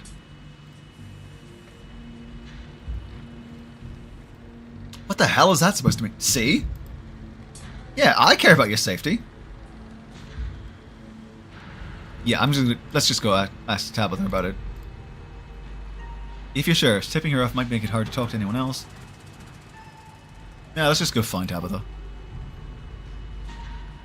You make your way to the trailer in the middle of camp. Hey guys, I'm gonna hang up real quick. I don't want Tabitha to think I'm spying on her. You enter Tabitha's trailer. Let's see. Is that a McDonald's bag? That looks like a McDonald's bag. So she does eat something beside... Oh, never mind. Peanut butter. Band, cat poster. Well, cat calendar. And she's got a gun. Okay, good to know. Ah, my cousin, the workaholic. Her head buried in her hands. What are you doing here? I can just leave if you want. No, you're already here. Might as well tell me what's so important. Let's see... Who is Wayne? He keeps following me. Tabitha sighs. I don't know who you think has been following you, but it's not him. If you're going around asking questions about Sam Wayne, you're probably going to hear some rumors. I'm sorry I said that I didn't know him last night. You caught me off guard and I didn't know what to say. Sam was friendly with me. He even came around to the estate a few times, and a lot of the workers here just can't seem to get over it. Ooh, Tabitha, do you have a boyfriend? No, sadly not. He disappeared, and despite what a lot of people seem to be insinuating, I don't know what happened to him. I don't even know if he's alive. Whatever, it's fine. I know it's easy to blame the mean boss for this sort of thing. I digress. If someone's following you, you should stay at the estate where it's safe. Yeah, he was watching me from outside my room. I don't feel all that safe. You showed Tabitha the photo you took earlier today. That's a little unsettling. Oh, you think? But I assure you the state is well guarded against intruders. What do you mean it's well guarded? Who is there? What security measures can we possibly have? It's a crumbling build, whatever. I'll hold you to your promise, I guess. Look, if it would make you feel better, I can ask some of my men about him. I doubt much will come of it, though. Not many employees want to get caught tattling to their boss. Explore the... Monsters the woods. No, it's hard to take this seriously, but we caught them on camera, but to take me seriously. I don't know anything about monsters in the woods, but if there's some kind of doom coming to this town, it's simply because I'm not able to do my job. Coal is a tough industry, right, and I'm sure you know. The seams in these hills aren't exactly untapped either. This mine has been operating for almost 200 years. So run dry at some point, maybe even in my lifetime. But I'll do whatever I can. I have to if it means this place lasts a little longer. Over 100 people work for me, and for each of these people, this is it. This is the best job they're ever going to get. I don't like doing layoffs. I don't like doing cuts. I don't like seeing my childhood home crumble around me. But every day I get up and do what needs to be done to save this town from ruin. Not that I believe anything when it comes to Stella and monsters, but who cares if you two saw a harbinger of doom? I mean, some people would care. The structural instability. By making the house fall on them. You know what, Wist? Fair.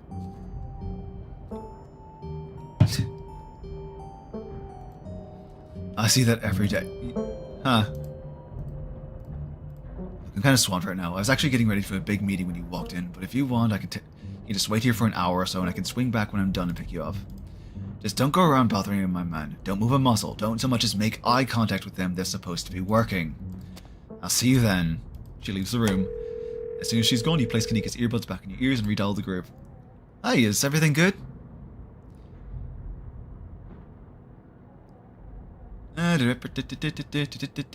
Let's meet back up. Really? That's incredibly surprising. Now you're sticking around here. Head back outside to regroup with... I'm a little sad I couldn't look around the office, but oh well. As you leave Tabitha's office, you take a moment to get your bearings, only to be interrupted by a sudden movement out of the corner of your eye. A girl carrying a bundle of snacks pops through a hole in the fence and disappears over the crest of the hill. Hey, I think I just saw Rosalina. Wait, really? What is she doing here? Clearly she's doing a delinquency. Where's she called us? Yes, clearly she's doing a delinquency. I mean, yeah, but what kind of delinquency? Only one way to find out. Let's go after her. Alright, gang, let's follow the suspect. Doing a delinquency. I love this game. I love the writing in this game so much. You rush over the hill and get your bearings, the sounds of active mining fading into the distance. Rosalina is nowhere to be found, but dusty footprints point to a nearby mine. Something about the mine feels wrong, as though a cold anger lies burning inside, sucking the life from the surrounding hills. This is the site of a mass grave. Yeah, there was a collapse, remember? She didn't. Guess the old Maxwell place doesn't cut it as a secret hangout spot these days. But the Shaw mine? That place was shut down like 100 years ago. After a collapse that killed over 100 people. And here I thought Stella was going to be the one to drag me to an abandoned coal mine. Hey, remember those bad feelings? Yeah, they're worse here. This place is cursed. I mean, like Kanika said, a lot of people died on there. There's a lot of spooky history to this place. For all we know, maybe all that death left some kind of mark down there? Okay, just because a bunch of people died in there doesn't mean it's cursed. Boy, the abandoned mine entrance. Yeah, isn't that what everyone dreams to do? Go down into an abandoned mine at least once? Come on, I'm not... Totally not the worst place to be. Oh no, I'm sure there are much worse places. Like, directly underneath a bomb that's being dropped.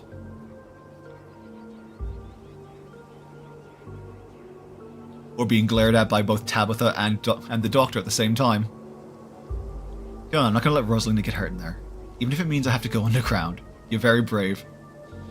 Well, you sure, Neeks? Writin and I can handle this on our own. Yeah, I'm sure. As much as I hate confined spaces, I hate the thought of other people getting trapped down there even more. Right, so this is where the claustrophobia warning comes up for you guys.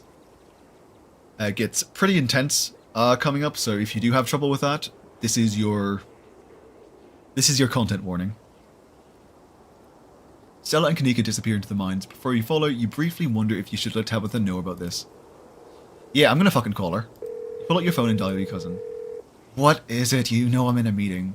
A kid just snuck into the Shaw mine. I figured you should know. What? Are you serious? Why do things keep happening to me?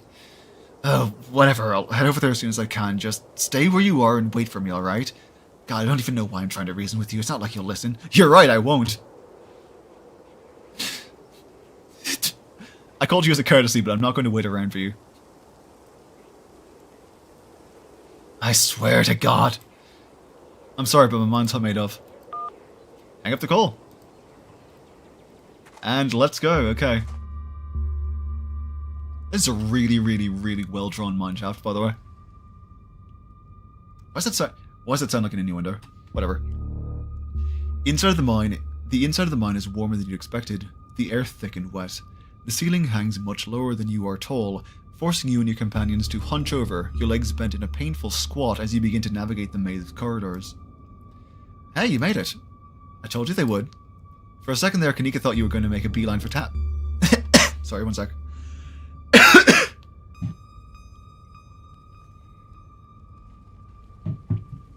Oh no, I did. Kind of. Called her before coming in. Are you kidding me? I don't even know how long it's going to take for this to get through to you, Writin, but that woman is not to be trusted. Well, what matters if the gang's all here? We'll find Rosaline in no time.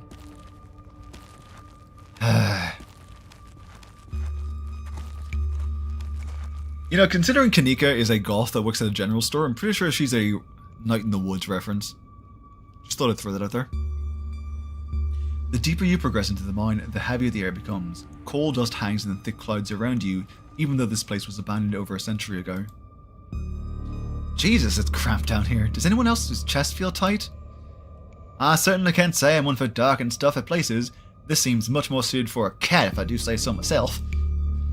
Yeah, abandoned mines are way more claustrophobic than people expect them to be, and this one's real bad. You know, because of the child miners. Or should I say, the minor miners. You shouldn't, but that is funny. Kanika visibly shudders. Okay, I'm not superstitious, but if there's one way to make sure you get haunted, it's cracking jokes about dead child labourers while walking on their graves. What can I say? I do my best to tempt the spirits wherever I go. Yeah, that's pretty obvious.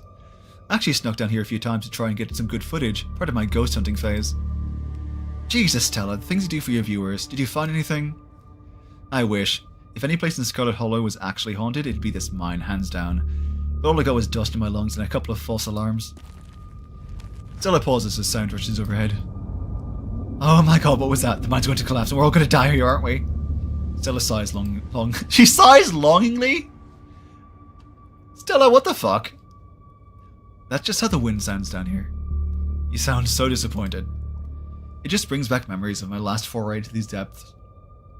Every time I thought I'd finally found a spooky ghost, there wound up being some very unghostly explanation. Like local wildlife, for example. For instance, bats! Look at him, you're so cute. I love bats. They're just wingy puffers. Stella turns a flashlight up towards an alcove overhead.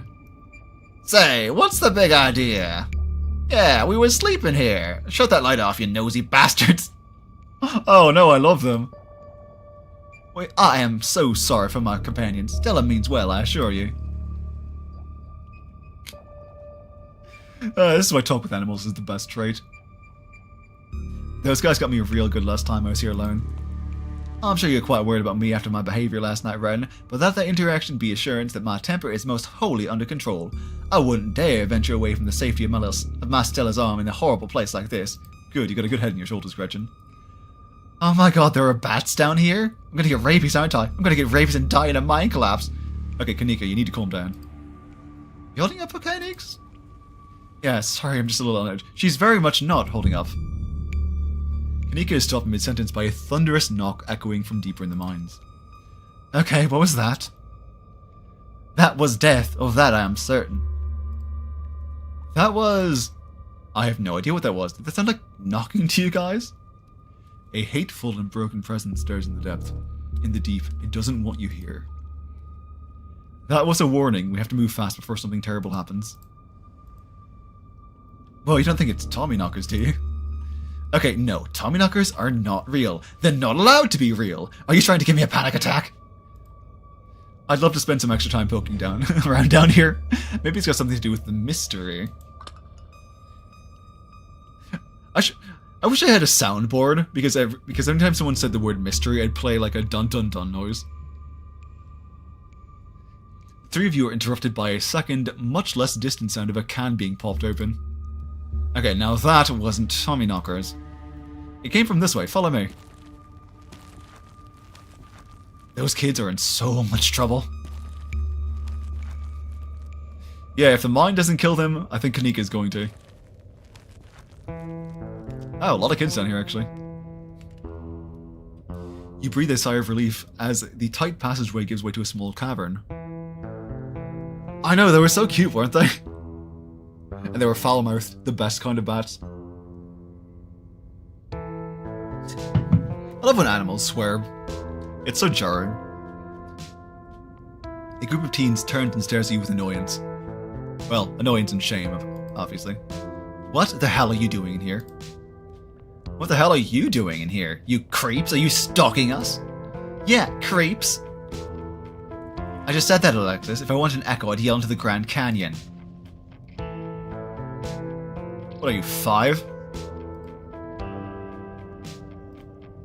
I'm 15, you loser. Who even are you? That's right, and Tabby's cousin. Rosalina, your dad is worried sick about you. And if you ask me, he was right to worry. Why the hell would you think hanging out in an old mine would be a good idea? Is the Maxwell place not dangerous enough? Because no one usually comes here, duh. Everyone knows we hang out at the Maxwell place. Everyone knows we hang out at the Maxwell place now, so we had to find a new hideout. Which you instantly found, so I guess we have to find an even more secluded place where we can just be ourselves. Have you considered like one of your rooms? You know, someplace you're not likely to die. And they were cavern mates.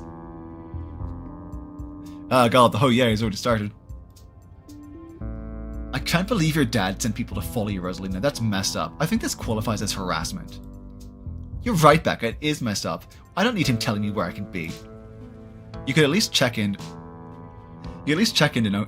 Yeah, and so he knows you're not dead. He loves you and worries about you. He's really not asking for much. Don't you kids have school tomorrow anyway? It's fall break, said everyone. And we're not kid. You very much are. I'm sorry, guys. Yeah, we're teens. If you have to tell people that you were a child. If you have to tell someone how old you are as in defense of something, then you are definitely not old enough. At the very least, not mature enough. Young pups these days, absolutely no respect for their elders. Yeah, respect, Gretchen, you little bitch. Are those canned strawberry margaritas? Where'd you even get those? The teens avoid eye contact. The one you met earlier at the general store tries to melt into the cavern wall. Yeah, I see you, buddy. Oh no, I know that isn't you, Miles. It had better not be you. Yeah, whatever, it's me. What are you even doing here? Becca's right. Sounds like you're stalking and harassing and all that. You're supposed to be minding the store. It's not like anyone even comes on Tuesdays, and Mom's there, so it's fine. Eyes dart uncomfortably around the cavern as Kanika tears into her brother. It's not fine. It's extremely not fine. Why do I always have to be the responsible one? Do you know what I would give to be as carefree as you? Wow, she does feel like a reference to B, doesn't she? I left school so you would have a chance to live your life, and this is what you're doing with it? What would Dad think if he could see this? Stealing booze from the family store to dick around in an abandoned mine? Dad's dead, Kanika, but if he were here he'd be disappointed you wound up being such a bossy jerk. Who cares if we're having canned margaritas somewhere no one's supposed to bother us? Yeah, can we do this literally anywhere else, guys? Oh, and what are you, an expert in mine safety? Actually, I'm not. They only abandoned this place because there wasn't enough coal left to bother digging anymore. My dad told me, and he's an actual foreman at the continuous mining facility, okay? So he knows what he's talking about.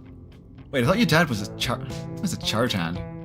No, Alexis, he got promoted last month, and he says this place is totally safe and we can hang out here anytime we want. Yeah, I'm sure he did. I'm sure your dad told you go in the abandoned mine. Correction, your father was a foreman at the continuous mining facility. We'll see if he even has a job come tomorrow morning. What? Oh shit. Oh hey, Tabby. If someone walked towards me with the smile that Tabitha has on, I would also say, oh shit. I think I might even start running the other way. Kanika sighs. It's probably for the best that she's here. But none of you understand. Do none of you understand? Hang on. That wasn't her voice. Do none of you understand what a boarded up mine entrance is supposed to mean? It means it's closed, condemned, not fit for human use. Oh, come on. This place is wasted. Check it out. The teen with the beanie jumps up and slaps a strut in the ceiling. And we all died. Stream over. Oh, was that the knocking we were hearing earlier? Oh my god, Zane, cut it out. You're embarrassing us. I'm so sorry for Zane's behavior. I don't think he realizes how extremely 8th grade it is to jump up and hit things. Actually, you never grow out of that. Fun fact. Boys will never grow out of the desire to jump up and hit things. It is a primal urge. A lot of girls too, actually. Just better at controlling it.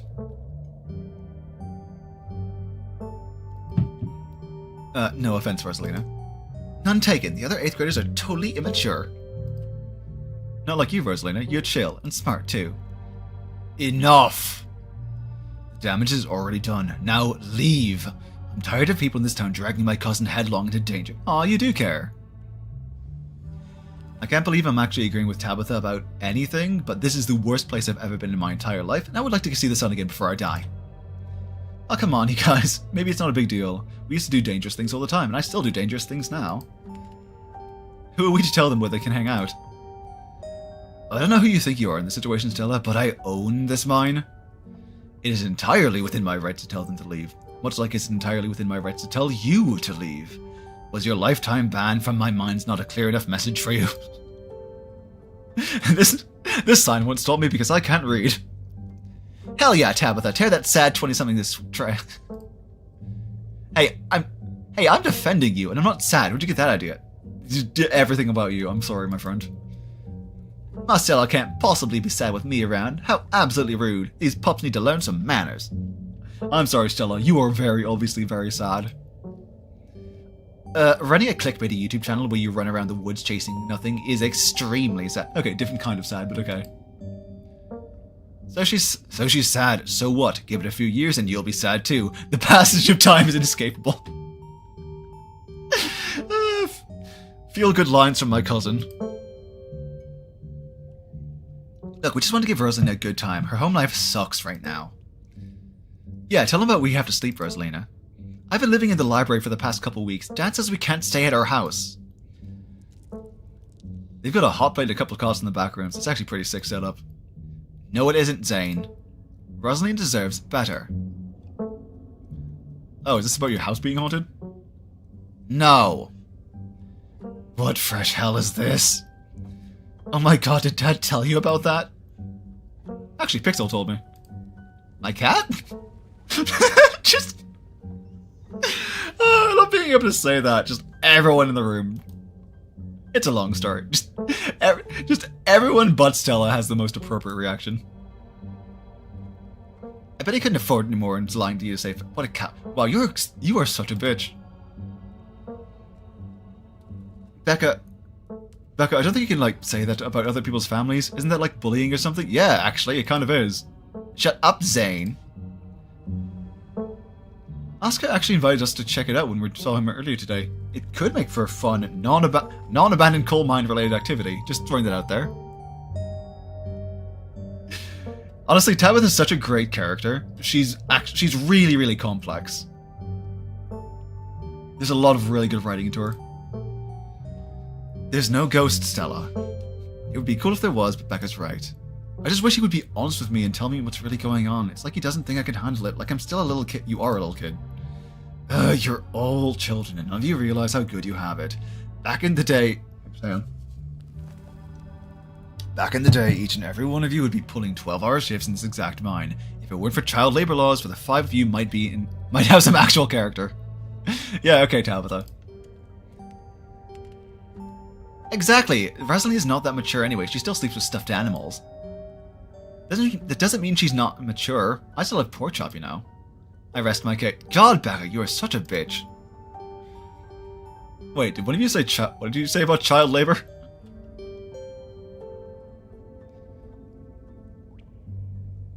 You know what? Yes. Let's talk about it somewhere else. You should talk about it, not here. Not in a mine. I couldn't agree more. Yeah, if Rosalina's house is haunted, we should break in and, ghost bust it or something. That sounds pretty rad to me. Whatever gets you delinquents out of my mine. Oh my god, Zane, you can't ghost bust if there is no ghost. Also, Rosalina lives there. She can't break into her own house. You actually can. It's called being locked out. There's no such ghost. There's no ghost that you know of. But we could figure out how to bust it if it's actually real. And if it isn't real, well, problem solved. You know, Rosalina, you could always stay over at my house until Stella ghost busts your place. We have a finished basement with a pull-out couch. She seems actually somewhat nice. Why are we talking about like this is a thing? It's not a thing. There is no ghost. I don't care, and I can't believe I wasted this much time trying to argue with children. I'm washing my hands of this and calling the cops. Feel free to leave before they show up. You hear that, Miles? We're leaving. I suggest the rest of you kids leave this empty mine before someone gets black lung or gets crushed by rocks or meets any one of the many terrible fates people tend to meet in abandoned mines. Like that. Kanika is interrupted by a pair of thunderous knocks. It wasn't me, I swear. Then what was it? Come on, Stella. Did you have a whole list of perfectly natural explanations for scary mine noises?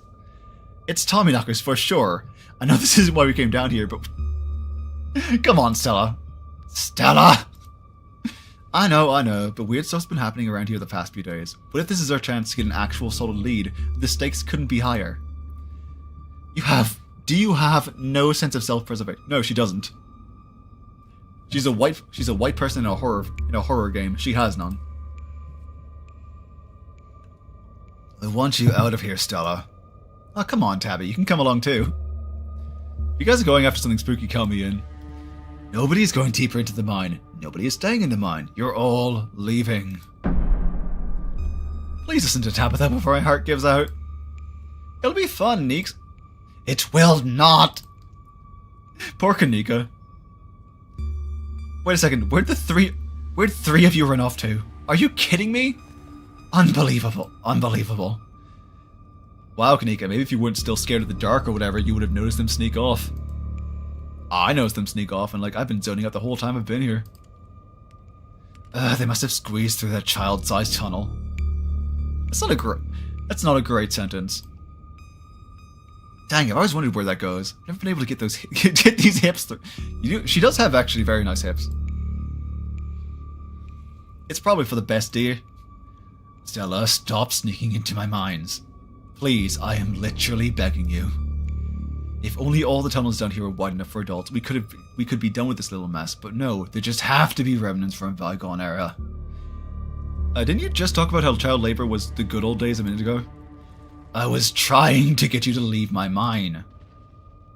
Becca's... Oh my god, that face just fucking sums up her entire character. We are not gonna let you come in here and ruin our good time. The mine is safe. I've been here a million times. Yeah, if Becca says we're safe, then we're totally safe. Whatever, come on you two. I know a cool spot this way. Okay, I think I know where that tunnel rejoins the rest of the mines. I'll go look for them, and I want each and every one of you to take note of the fact that I'm doing that. If these idiots get themselves lost and die, I am not letting their families sue me into the ground. Are those really your priorities right now? Yeah, do you have a problem with that? I want the rest of you out of my mine. Except for you, Writin. I'm not letting you out of my sight. Yeah, sure, I can never fit in those tunnels anyway. They have crossed a barrier that I cannot, so my time here is up. So, I honestly kind of like Zane. He pops up a couple more times in the story, and he's always just this weirdly chill dude. But only because Stella promised me a ghost hunt tomorrow. Whatever, I still have to do my dailies anyway, and service down here sucks. I will happily escort these two knuckleheads out. No, you are not about you weasel about to weasel your way into the Stella. Oh, come on, Tabby, I've been down here a ton. I can totally help out. Tell by the size. There's no getting rid of you, is there? Fine, I won't waste my time arguing.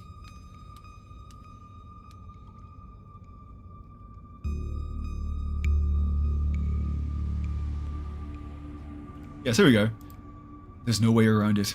It isn't just those kids. Something is calling out to us from down below. Noted. Let's not linger any longer than we have to, shall we? Want me to take Gretchen with me? I don't know if it'll be easier to cover more ground without her. Excuse me, I am a formidable and self-sufficient... Of course you are, sweetie. Yeah, that's probably for the best. I don't want a repeat of last night, and who knows if we'll have anything to have to do any climbing. I'll see you on the other side, hopefully soon. For sure, we won't be long. Cool, can't wait to bust some ghosts tomorrow. Kanika, Miles, and Zane head towards the entrance of the mines, leaving you, Tabitha, and Stella to find the remaining teens. Alright, no dawdling. We should be able to catch up with him if we go this way. You and Stella exchange a glance as Tabitha ventures forward. Alright, let's go.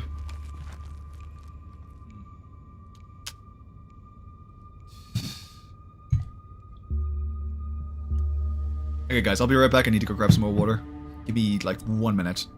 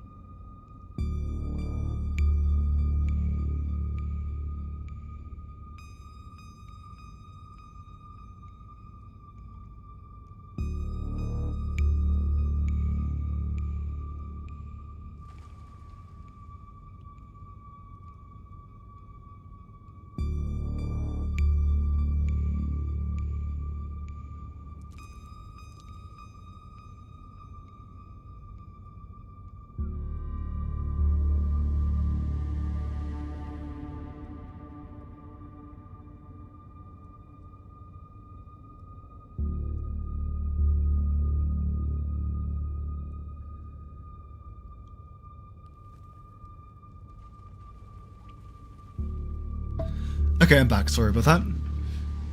I'm not used to talking for this long. Even when I'm recording for a video, it's normally not for 2 hours at a time. So I'm just going through water like crazy right now. As the three of you move deeper into the mine, you hear echoes of conversation bounce across the walls. But Becca, why are we doing this? I thought you thought Tabitha was like really cool. Why are you trying to get her all mad? We're doing this because Tabitha is really cool. She doesn't let anyone boss her around, so we can't just let her boss. Oh my god. Oh, you hear that, Tabby? Someone thinks you're cool. I can't believe she used to hang out with a nobody like Stella. Oh, wow. Hey. I don't know. I think Stella's kind of cool. Her videos are really neat. Oh, come on. She doesn't even have a sponsor. What kind of YouTuber doesn't have a... Oh, that's a good question. What kind of YouTuber doesn't have sponsors? This video is brought to you by no one because I don't have a sponsor. I mean, not yet, but I'm in talks with Meat Rice, and I make plenty from ads and donations. How does it feel to have a teen girl think you're cool, Tabitha? I feel nothing about it. The opinions of children don't interest me. Oh no, you kind of hesitated there. You're reading into things that aren't there, Stella. Just because your livelihood revolves around what people think of you doesn't mean I care what people think of me. Congratulations on your sponsor, though. Yeah, Stella, that's a really big deal. They're on, like, every big podcast. Meat Rice, what the fuck is that? Thank you, thank you. It feels like a really big step for the channel. I just wish Becca hadn't said all those things she said tonight. She's just... Don't worry. Come on, Stella. Come on, Stella. Becca's just a fucking bitch.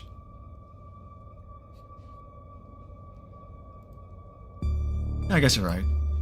I'm surprised you don't have thicker skin about this, Stella. You never struck me as someone who let other people's opinions bother you. If you did, I wouldn't have had to try so hard to get you off my property.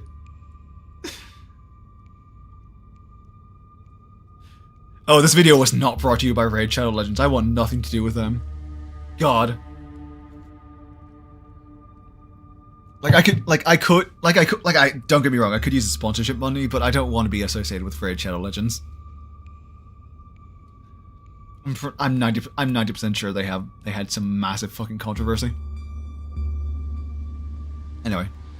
Well, I know you don't mean it. Agree to disagree. Lesbianims. Oh man, I wish they were gossiping about me. Gosh, I'm not so sure about that. I know they're just teens, but some of that stuff stung.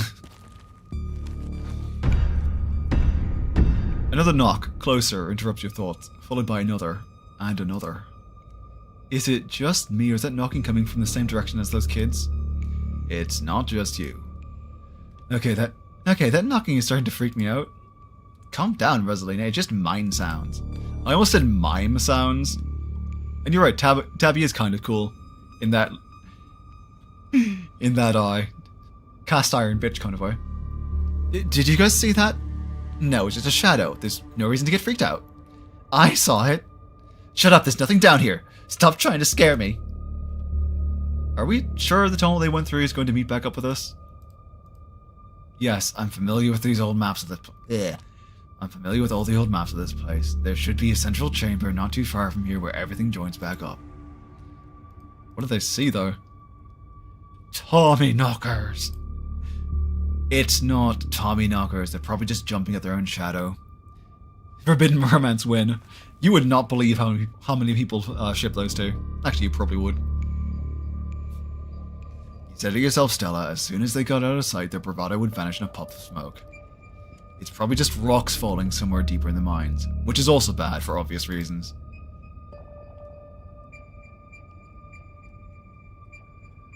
Yeah, let's just keep moving.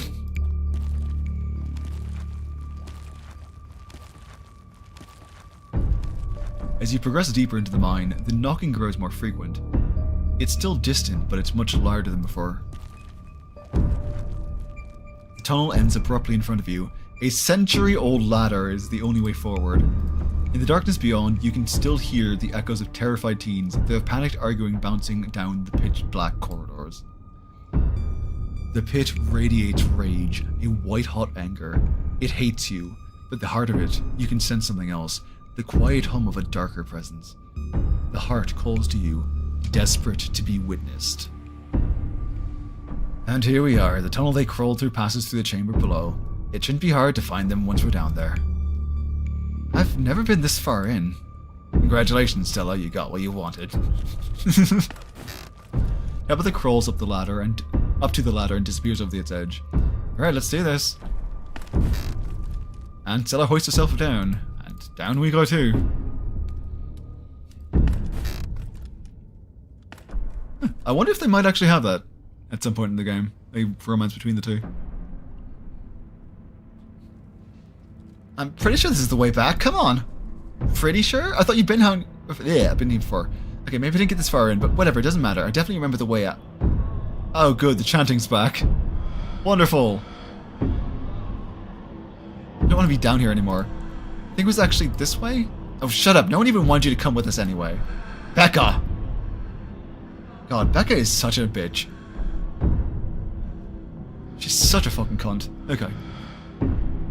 Yep, they're close alright. Good thing they're so damn loud. It sounds like they're really lost. The voices around you, those of the teens and your companions, seem odd, distant. Forward we go. There is something in the darkness before you that's much louder, though you don't hear it. If I don't want to walk towards it. You don't hear it, but you can feel it in your chest, a desperate need to perceive and be perceived. Wrap yourself in the darkness of the pit. Oh, that doesn't sound good. I don't want to wrap myself in the pit. Hey, are you alright, Writin? Bear witness. What do you think you're doing? Get away from there. Your cousin dives toward you, but not before the light from your phone illuminates the chamber. Oh, that's creepy as fuck. You said we wouldn't use this shipment. You know it's compromised. We couldn't afford to wait on new wood, Charles. We had to go ahead with it.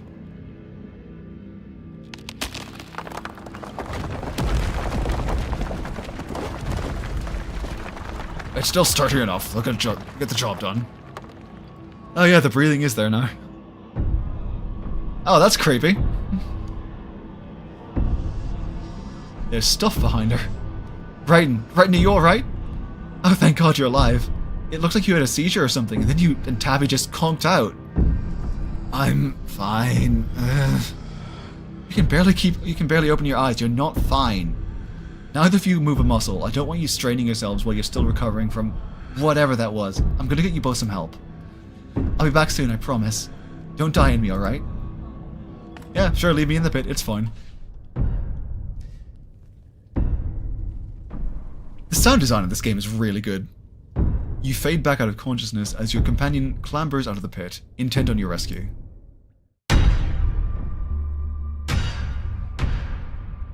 Oh boy, okay. You raise up on your elbows, head still swimming from the visions, your surroundings coming back into focus. Your head thrums as the knocking continues, now magnitudes more intense than ever. Through it, you once again hear the panicked voices of bickering teenagers echoing down the stony corridors. Becca, you're just getting us more lost. It's this way. If you're so sure, then why don't you just leave? I can't believe I let Alexis talk me into inviting you in the first place. Becca, I'm just trying to help.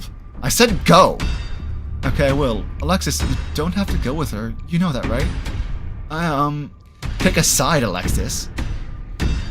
I'm sure Becca knows where we're going. She wouldn't just lie. Sorry, Rosalina. Poor girl.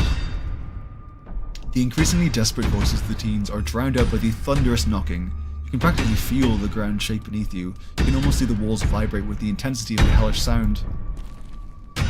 God, that knocking is not helping my headache. What the hell just happened? Both of us were shown the dark truth of this place. The sins that were committed, the deaths that fall. Why do I sound so cheerful when I say that? There's gotta be fumes or something down here. It's an old mine, these places are death traps. You're probably just hallucinated. Are you literally gaslighting me? I said I saw it too. Stop being weird, we're leaving. Rosalind appears in the passageway to your left, out of breath and teary-eyed. I'm so sorry I snuck off like that. I just wanted Alexis to think I was cool. The entire cavern shakes with the sound of a rock fall. I don't know what the hell is up with the knocking, but that is the sound of a mine collapse. Quick, up the ladder, both of you. Wait, Becca and Alexis are still down there. You can't just leave them here. I know which way they were going. They'll listen to you this time, I promise. Do you have a death wish, little girl? This isn't a movie. The best thing we can do to help those girls right now is not be buried alive ourselves. Yeah, take for a look.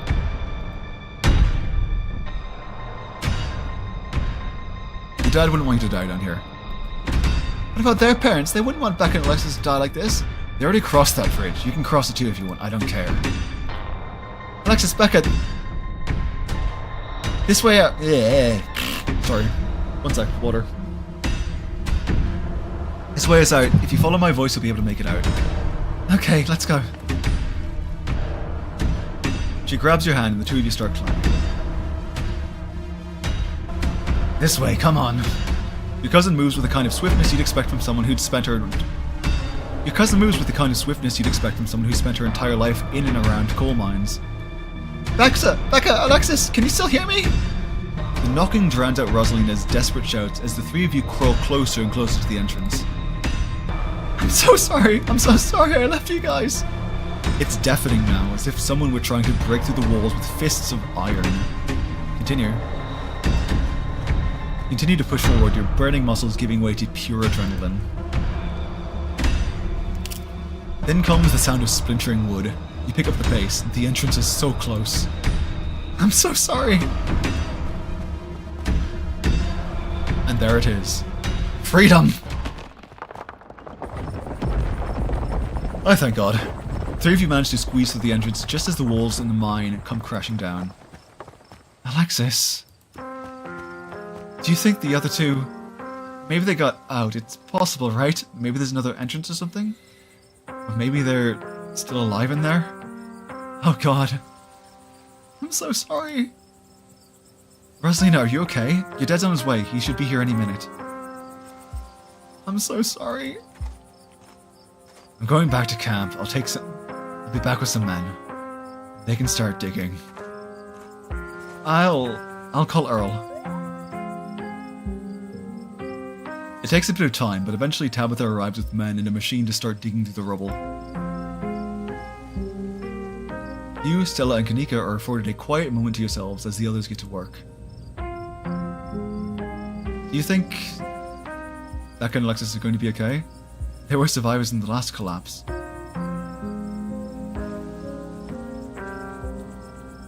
At least Rosalina is safe. If you and Tabby didn't pull Rosalina out when you did, you might all have wound up buried down there. I think you did the right thing.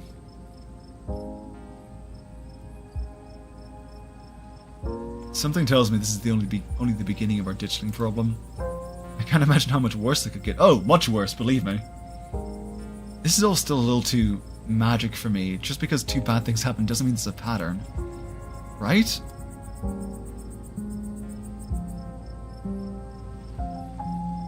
There was a stone carving in the walls of that pit. It gave me some sort of vision. I saw what happened in this place.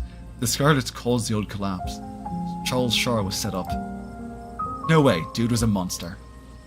I mean, the Scarlets were monsters too. They still are. Wow, thanks.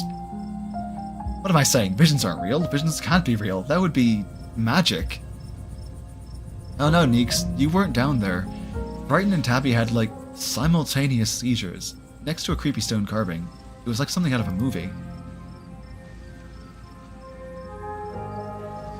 I saw something down there, like the shadows of dead miners. They were right behind you just before you left. Did you not see them?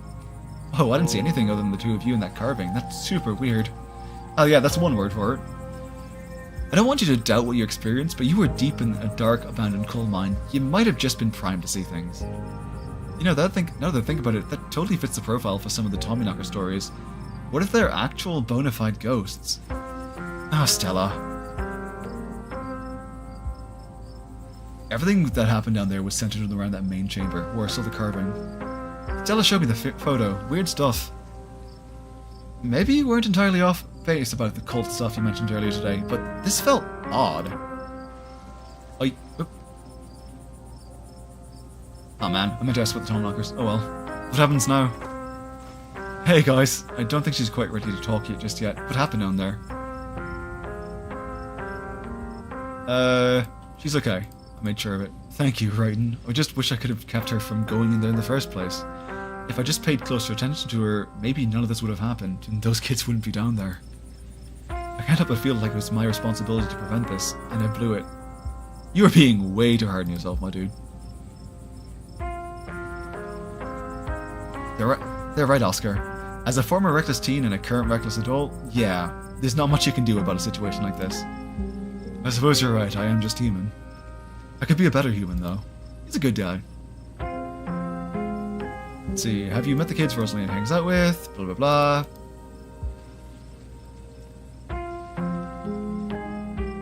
Always acting like a dog someone kicked. Yeah, that's because she's in an abusive friendship. Well, was, at least. Gonna be okay, Oscar. None of them. They weren't bad kids, just reckless. Well, I think Becca was a bad kid, but she didn't deserve this, that's for sure.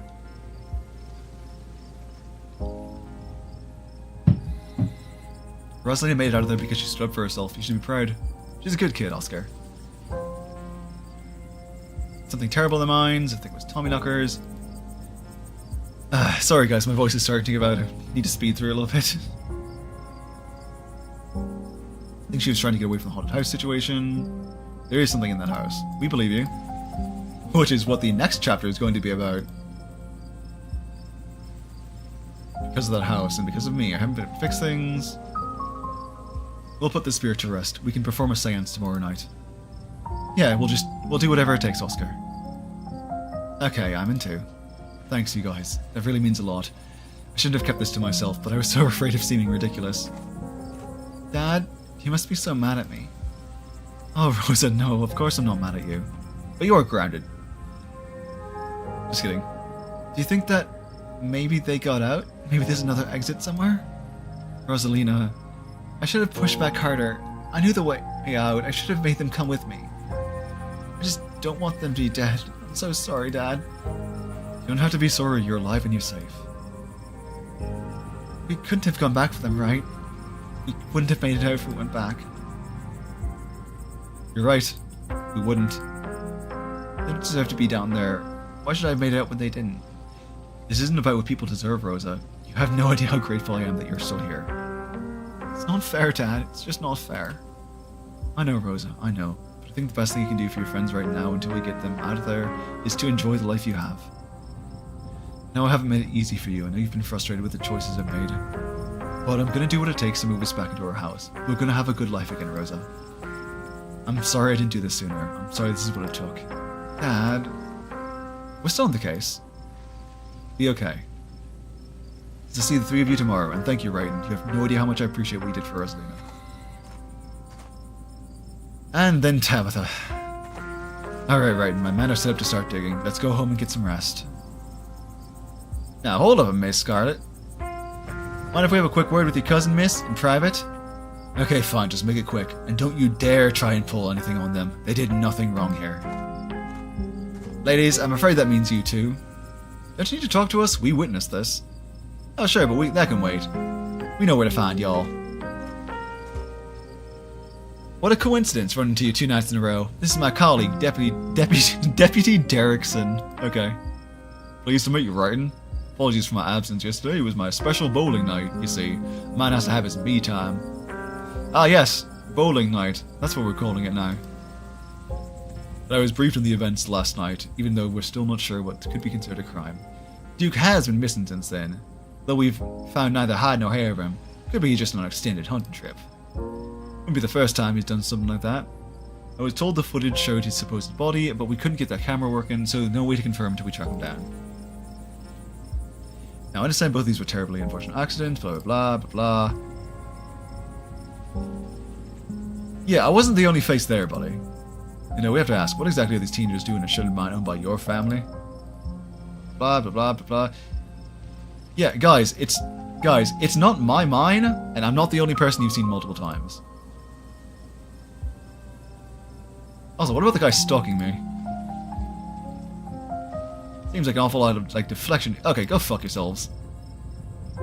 People don't go around stalking strangers in these parts. You're right, they don't, until they do. Other places are fucking useless. At least take a description. Fine. You watch too many movies, can tell what's happened down here, blah blah blah blah blah blah blah blah. Yep. Saw the teens, tell them everything. Of course. Yeah, doing your duty, I'm sure. I hate the fucking place. Make our way back towards Stella and Kanika. Can't believe 2 nights in a row. Is it my fault, Neeks? Stella, no, this is just an awful coincidence. It's not your fault. Oh hey, guess the cops are done with you? What, are they going to take you in for being present in an accident? No, they looked like they wanted to. Sorry if they give you a hard time. Small-town cops, you know. Always blame everything on drifters. Even acts of God, I guess. Excellent, you didn't get arrested. Not for lack of trying, mind you. Now come on, let's get back to the estate. I'd like to get some rest before I have to deal with the fallout of everything that happened tonight. See you tomorrow, okay, Writin? Please, stop trying to get my cousin killed, Stella. Come on, let's go. Are you kidnapping me? I'm not gonna say that. See you tomorrow, guys.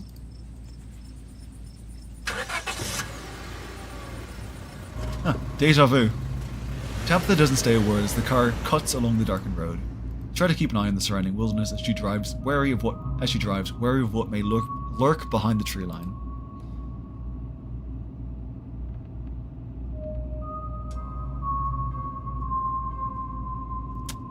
So, how are you holding up? Poorly, but I'd really rather we didn't get into it. Why do you treat Stella like that? Didn't you used to be friends? It was a different time in my life. I just wish she'd get that we'd not in high school anymore. I'm a different person than whoever she thinks she knows. Think Becca and Alexis are okay? We won't know for days at the earliest. Their parents should have kept tighter reins on them. I never got into any trouble like this when I was a teen, and I had Pearl Ann to thank for it. Hated it at the time, but that strictness paid off. What am I telling you this for? You can tell me stuff. I'd like to know more about you, and about Pearl Ann for that matter. Maybe later this week. I don't have the energy to get into it right now, but I think I'd like that.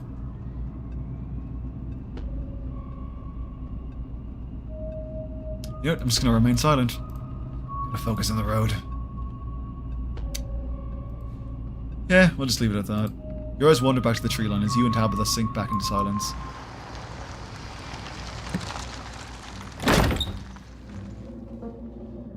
You once again cross the threshold into the estate, the musty stench of the decaying mansion greeting you with its undertones of mildew and wood rot. Ah, smells like home. Well, this day was a lot more stressful than it needed to be, and I'm sure that's it's the precursor to a horrifically stressful week. I'm going to bed. I suggest you do the same. Thanks for calling me about those kids, by the way. It was unexpected. You should have waited for me. Too tired to argue. Guess I'll see you in the morning.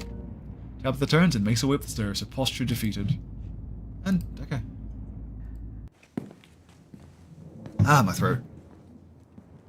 You collapse in Tabitha's dusty guest bed, your head empty of thoughts. After your time in the Shaw mine, you barely even notice the dust. Your phone buzzes on the table. Y'all, these are those things, right? Kanika sends a picture of a pair of ditchlings by the side of the road. I saw them again too. Another picture this time of them staring from a tree. What the fuck? Those things are definitely not hairless monkeys or raccoons or whatever. I don't know what the hell they are. I guess there's more to them than being here than the mine collapse. No way I'm sleeping tonight. You think about looking out the guest window, but at this point you're too exhausted to leave your bed. The adrenaline from this evening is finally wearing off, replaced by a creeping exhaustion that threatens to overwhelm you. Your limbs feel heavy, your eyelids slipping down over your eyes, even as you stare down at the ominous pictures on your phone. If it weren't for the pit of dread boiling in your stomach, you would almost feel comfortable as you settle in between the covers of your tired bones sinking into the decrepit mattress. Ah, those poor kids. When you close your eyes, your thoughts drift to Alexis and Becca, terrified and alone, if not already dead. Your eyes shoot back open, your heart pounding as the door to your room swings open. How the fuck did that cat open the door? It's just the cat. It's always just the cat. Don't read into this. The woman kicked me out. Just wanted one place to sleep. It's nice to see another living being, even one as unfriendly as Tabitha's cat. The comfort of her presence sets your mind at ease and you finally slip into a deep sleep. Oh, thank God. And that is the end of episode 2.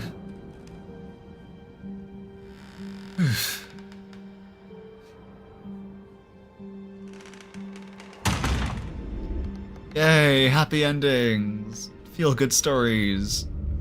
Hooray.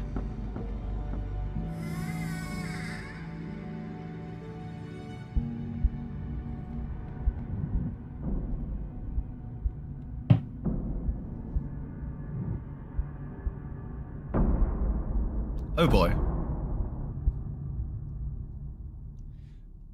Okay, that will do it for tonight. Thank you everyone who tuned in. I hope that it was at least a little bit entertaining for you. I'm not sure when I will be streaming next. It'll depend on how my week goes. Thinking maybe Friday. If not, it'll be next Wednesday since I don't have next Tuesday off. So, thank you again everyone, and I hope you have a great day.